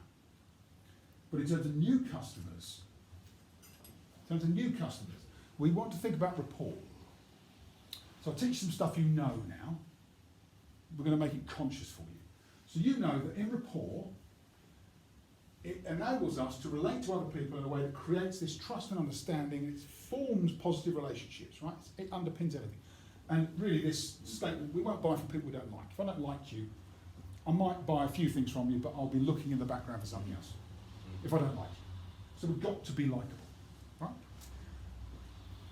So it's important not only because people buy from people they like, but it's also important because in sales interactions and in leadership interactions with teams, rapport enables people to unconsciously, and I'll talk about what unconsciously means in a moment, gain agreement and acceptance.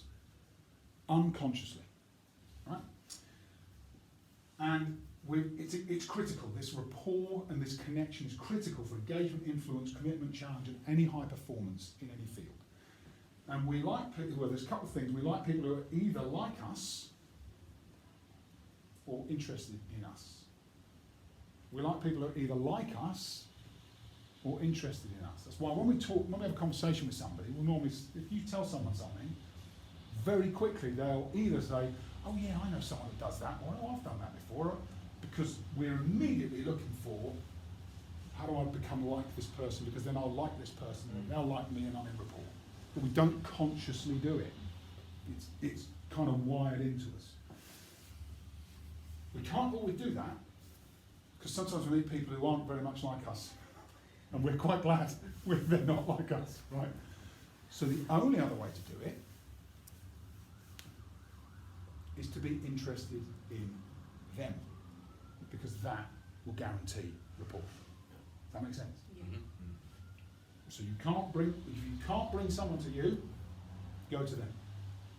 Become interested in them. It guarantees rapport. Okay? And you'll be doing this unconsciously at the moment. You know it's what works. But this is what's interesting. If you think about communication, there's a guy called Albert Moravian did a study in the early 1900s on what we receive when people communicate to us. Okay? And if this is 100% of the communication mix, the 7% are the spoken words, the things that we say. The 38% is the voice, the tone, the pitch, the pace, all of that stuff, the way the words are said. The remaining 55% is body language. So what we see, what we experience. And that bit is conscious, we think about it. That bit is unconscious. We're on autopilot, the other person's on autopilot. It's what happens naturally. Where is rapport created? Here. Really doesn't matter what you say. How you say it and how you act matters significantly more. Does that make sense? Mm. So when we're building rapport, because it's unconscious, this bit is so much more important than this bit. How we say what we say, the way we deliver it is more important. So, there are 3 things you can do to accelerate and deepen rapport. We've talked about one of them already. But the first is, because we know the customer is going to pick up what we are intending, 93% of what we are intending they'll pick up without us having to say anything. So it'll either be through the tone or the body language. If you say to yourself, I'm going to show this customer warmth and sincerity, you won't have to say to them, oh, I'm being warm and sincere, they will sense it. So if you start with that premise, I'm going to display warmth and sincerity, and you put a smile on your face, the customer's going to feel it. Caveat to that, of course, at the moment they can only see our eyes. Yeah, because you're mask. Yeah. Well, No. Remember, tone is everything. it's body language.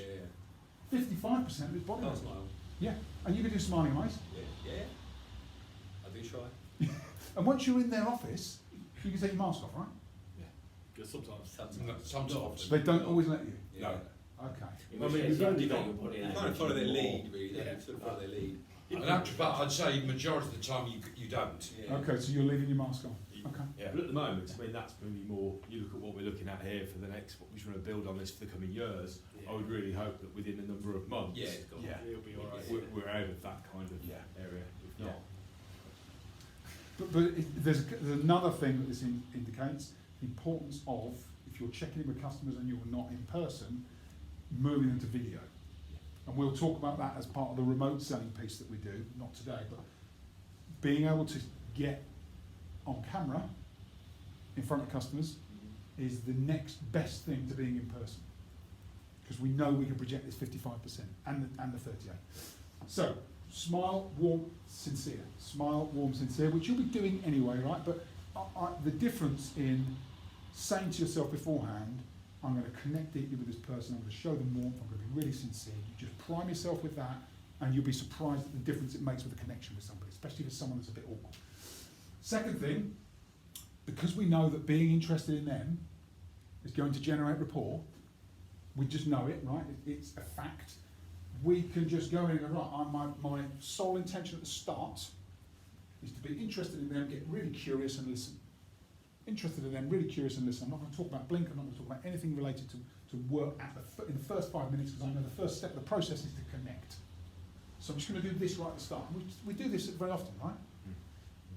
But sometimes we feel the pressure to go, oh, I've been doing this or I've been doing that. No, just revert it back. Even if the customer says, how you doing? I'm really good, how are you? Tell me a bit more about what you've been up to. What's happening in the trust? How's your family? How have you been finding things? Don't, if they ask you stuff, just keep being interested and curious in them. And then the third thing we can do, once we know that this is established, there's a principle in NLP, which is neuro-linguistic programming, you know, how your mind and your body work together. We know that once we've connected with somebody, so we do this, match where they are, we're connected, we're listening, we're interested, we're curious, we're warm, we're sincere. Once we've matched them, as the conversation flows and the pace picks up, we go match pace, then we can lead. Then we can start to change the dynamic of the conversation, change the dynamic of the relationship. We start to move towards us being able to influence and shape their behaviour, but it only happens once we've done these first two steps. So we must always match and pace the other person first, then we take the lead. That makes sense? Even in established relationships. Just bring yourself back to this really simple principle. We're going to meet them where they are, connect deeply, be interested in them. Once I feel the connection, I know it's flowing and you will know it because it's unconscious, then you take the lead. Don't try and lead too early. Even with established relationships, that's where sometimes we can trip ourselves up without even realising. Okay, so think about a couple of relationships, key relationships. Think about maybe new relationships, maybe some existing relationships. Think about these two principles, emotional bank account and trust, and how you build rapport. Think about key customers, what changes might you need to make to your approach. So just have that conversation with each other, because as I was talking to you, you'll have been thinking about stuff. Talk to your partner about it. Then we'll have 10 minutes on this, then we'll just take some feedback, then we will wrap up and close. Okay, thank you. Thank you. What did you discuss? What did you find out? I think, you know, like you said, I mean, everything that you said was absolutely correct, and you've got your points. I don't think you always go into a meeting with folk, you know, what your outcome wants to be. Yeah. What's the point where you're going across? I don't think there's any particular order that you do this in. It's engaging with your customer and seeing what mood they're in, how busy they are, you know, and you get to know that pretty much straight away, don't you? You know, I mean, it could be sort of, sorry Barry, I can only see you for 10 minutes because it's absolutely mental here today, you know? Yeah. Or you sit down and have your normal meeting that you'd like to do in, you know, in normal times. But I think I've never really come out of a meeting. I was just saying that I thought I've said the wrong thing. I've maybe come out of a meeting, got to ask something. You know what? I'm meant to ask about that. So you know, send a quick email or phone them up. But in terms of me personally, I think that Maggie, I've never really come out of a meeting thinking, oh God, I wish I'd said that.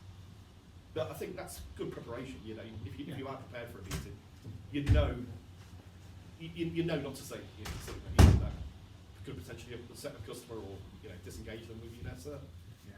I mean, yeah. I think this is the thing about being face to face, with or without masks. I do get the point completely. However, I think you can get a sense of how that person, body language, and you do visibly see them change. I feel.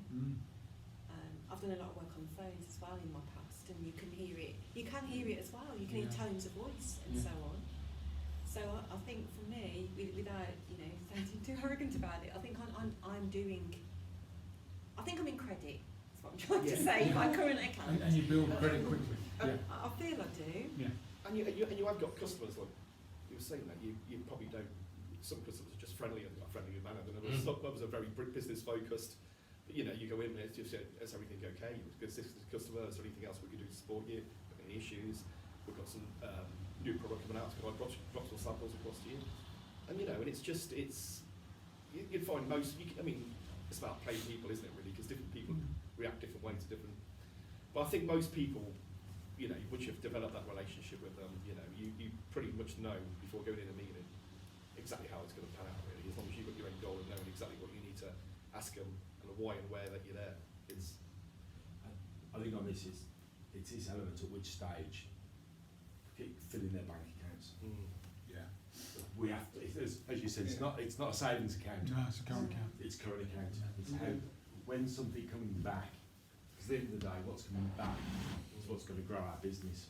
I think on that subject, I was just we kind of discussing how you sort of applying this principle to actual real life scenarios, which obviously I've experienced. And a prime example would be one of our existing accounts, sort of looking to go to one of our main competitors, and I knew I had that sort of credit in the bank where I've been sort of providing them for 6 years, got that relationship, we delivered product, we've done stuff, I helped, impact, what they were short, and all these credits that I knew in the back of my head. So when he said we got approached, I then played on that and used the fact that the reason you left them was because of this, and that I knew the sort of those I accumulated all those credits to sort of then reinforce the sort of the proposition of Steam and Blink really. Yeah. That was a strong one there because you've got that long term, you've got the credit of that customer, and that's an uncomfortable thing because if you haven't got those credits in the back, to say to the customer, yeah, but you came to us due to those problems that you had, it sounds almost arrogant. It was almost really challenging.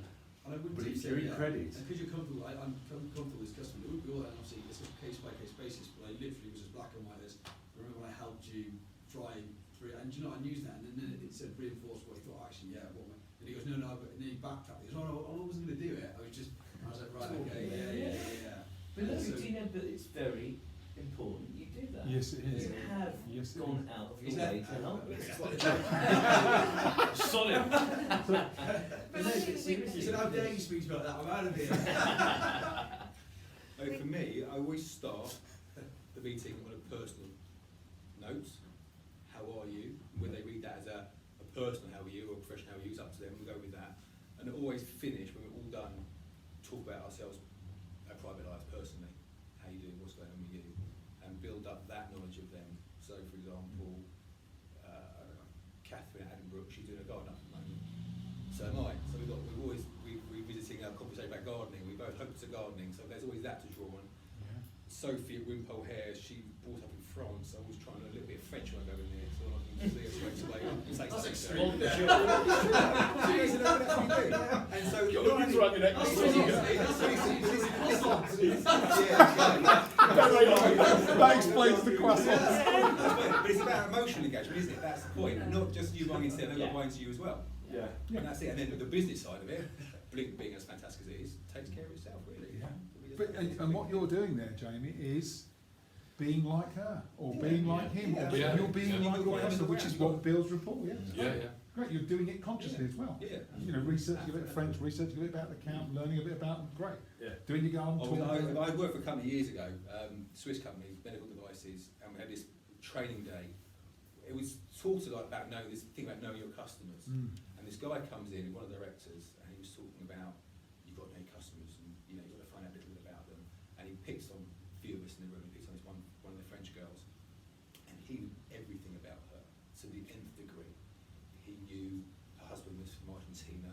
They had an argument 2 weeks ago about something, and it really was a bit weird. And she started crying. It got a bit too much. Yeah, she knew she was in room 114 as but well. and he knew That's things about, uncomfortable. but he knew things about, but his example was you got to know your customer, and he took it a bit too far. Like, Yeah. get to know your customers, and it turns out all he had done And a was fair go on Facebook, Yeah.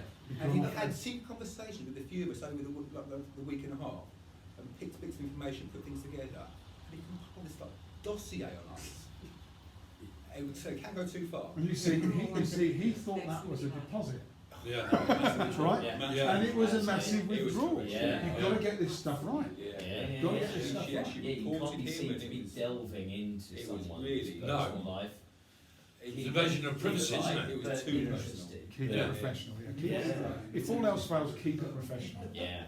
Because you never tread across the line. That's it. If you could read it in the room, and that's the thing that I was actually going through some of your dad's slides the other day, and he got a comment of literally within there, read the room or read their office. Yeah. Yeah. Okay. If they're putting that on show for themselves and for They got people. pictures of their kids, and you know, Yeah, I had one the other day. I said, "Oh, I see you got a picture of your daughter in the, you know, on the top of your desk. How old is she? You know, and that's how they come. You know, That's true. That's and I'm not being pervy. that's a register. I think You know what I mean. I think there is. How did the customer respond? That's the main thing. Well, she was great. She burst into laughter. So she didn't burst into laughter at all. But the next meeting, we had a laugh about it. Oh, there you go. Yeah. So that again built the rapport. Yeah. You know? Yeah. But again, what Patrick was saying about read the room is relevant to all you guys, particularly when you go into a theatre setting. So I remember I always used to think, especially if it was the first time I met the consultant surgeon, that this guy is going to be an absolute authoritarian, you're not going to speak or anything else, and you would literally come in and go, you know, kind of round the corner, listening, watching, observing, and then you'd hear him say, right, let's put some music on, and if there's a bit of a chit-chat, and then you'd almost slowly come to the table, rather than just bowl on in, as I've seen. I was with an American lady once with BD when they bought Visitech, and I can't remember her name, but she was literally like a disaster zone wherever she went. And she just came in with swinging a handbag almost, just put down. She walked around behind the operating thing, which you never do when the surgeon's there operating. Tripped over the power cable, turning off the phaco, which the fluid was in the eye, the cornea went, and oh my God, you've never seen us leave the theatre so quickly in all my life. I had to go back there about a week later. I made a specific appointment to go and see that surgeon again. I said, before you say anything, I am never bringing that woman into theatres. I am mortally embarrassed. Is the patient okay? Are you okay? So yeah, That was pretty big down withdrawal. That was like smashing grab. that was Everything. Smashing grab. Forget withdrawal. That was that was a full bulldozer through the front. That was armed robbery. Yeah, that was taking out the full cash machine and unloading it in transit and getting out. Don't do any of that. Oh, God. So final question about this is interesting. There'll be times when customers do stuff that is a withdrawal on their part from your bank account, from your emotional account. It might be they keep you waiting absolutely ages. It might be they don't turn up. It might be they're asking for too much. It might be they're just pushing you for stuff all the bloody time, right? And that is only a withdrawal in that account if you make them aware that is a withdrawal from that account. Does that make sense? Yes, they're right to do so. So you can't just tolerate that stuff. There will be times when you have to say, do you mind if I give you some feedback? And no one ever says no to that, by the way. Do you mind if I give you some feedback? I feel like at the moment I'm doing this, and I'm very happy to do it. But I've noticed that this, and this is happening, and I just want to bring it to your attention because it feels a little bit unbalanced. And normally what happens, normal response to that is, Oh, really? oh God, really? I'm sorry, I didn't realise. And all of a sudden, I've been withdrawn, you don't need to do that, but they'll go, oh, I've been taking Justin for granted. And all of a sudden, you'll notice that there's a shift. And actually, that becomes a deposit in the bank account from your end, not a withdrawal. A very good actual financial example of this are those rare times when our finance team just cannot get payment from the hospital, and we call on you guys who have got those relationships with the end user, who is hopefully loves you, loves Blink, loves the product, knows that you go out your way to help them, and is usually absolutely appalled when you go to them and say, listen, I've got a problem, can you help me with it? But we're owed £10,000 and we just cannot get your finance team to pay it. I would swear every time I did that, the universal response was, oh, just you leave it with me. I'll go down there and I'll bring their necks, you know. Yeah. And that's when it's a good time to... Royal Hampshire's a fine example of that. Mm. And it's You know? interesting. That is, you might be feeling you're taking a withdrawal, but actually he's putting a deposit in there. Mm. Yeah. Yeah, definitely. So what if you put them on stock? Don't know if you do that, but the impact that would have. Not until we've got you guys going in and trying. Yeah. Ultimately, we have to do that. We're not a bank, you know, so there will come a time where we have to draw a line in the sand. Yeah. I always want to say that Sales rep. And that's a great way to position it. We do not want to put you on stop. No. That's the We- last but thing we you are want. forcing us to, and that's Yeah. you can't. Can you help? Yeah. How can you help? Mm. Good. Any final thoughts on the relationship? Okay, good. Good. So just keep this in mind. Yeah. Steps of the process, steps of our process, relationships, engaging new customers, managing existing relationships to maximum effect for us and for the customer. Okay. Right. Where are we? We're 5-2. Look at that. God, anyone would think I planned it. Right. So if you could think about your key takeaways. So you'll have written lots of notes during today's session. I've seen you eagerly writing away, so thank you. And thanks for your attention. It's been a great session, really good engagement. Thank you so much. These sessions are made by the people that are in the room, so thank you. So think about your key takeaways. And remember your accountability partners. So we've got Jamie and Alan, we've got Barry and Maggie, and we've got Will and Kelly. And if I'd like you just now to think about, just have a couple of minutes with each other, just go, right, the key actions you'll discuss in the meeting. But if you can get a date in the diary between now and our next session, and have made your account plan, crafted your 3 reason why statements, and thought about the emotional bank account piece. If there's anything specific you want to share on that, then share it. And think about your scorecard, strengths, development areas, ready for that discussion. Probably only need half an hour with each other, just to check in. Okay, this is what I'm thinking about it. These are my key actions for Don't the forget session. to email that to me, will you? I will email you your link, Alan. I will email you your link. I'm going to make a quick note to myself on here. There we go. Does anybody else know if they need it? No. Can I have the scorecard too? I will set, yes. Have I got Kelly's email address, Tim? I'm actually doing it right now. Yeah, if you could send me Kelly's email address, then I'll send you directly the link, Kelly. Kelly scorecard link, great. And so really, this action is about, if you can get that date in the diary, so just quickly agree with each other, when are you going to check in? Between now and the next one? So give you a second to do that. Do it next week. What's a good day? That closes our session, guys. Thank you all so much. That was great. Thank We- you very much. Pete. Pleasure. I was just going to say, just before you go, feedback, questions, anything? How did you find it? Yeah, really beneficial. Really, really Very good. good. Yeah, brilliant. Yeah. Yeah. Good. I think it's going to be moving forward for us. I think it's going to be really good. Gets the whole It's the mind going, mind, isn't it? yeah, definitely. It's been a long time since actually I've gone through stuff like that, and it is very good. It's made Good. a lot of the things you have to keep doing, and some things you need to introduce. So, Yeah. yeah. It's good. Brilliant. Good. Thank you, Roger. Yeah. And thank, guys, seriously, thank you for your engagement. Great. It is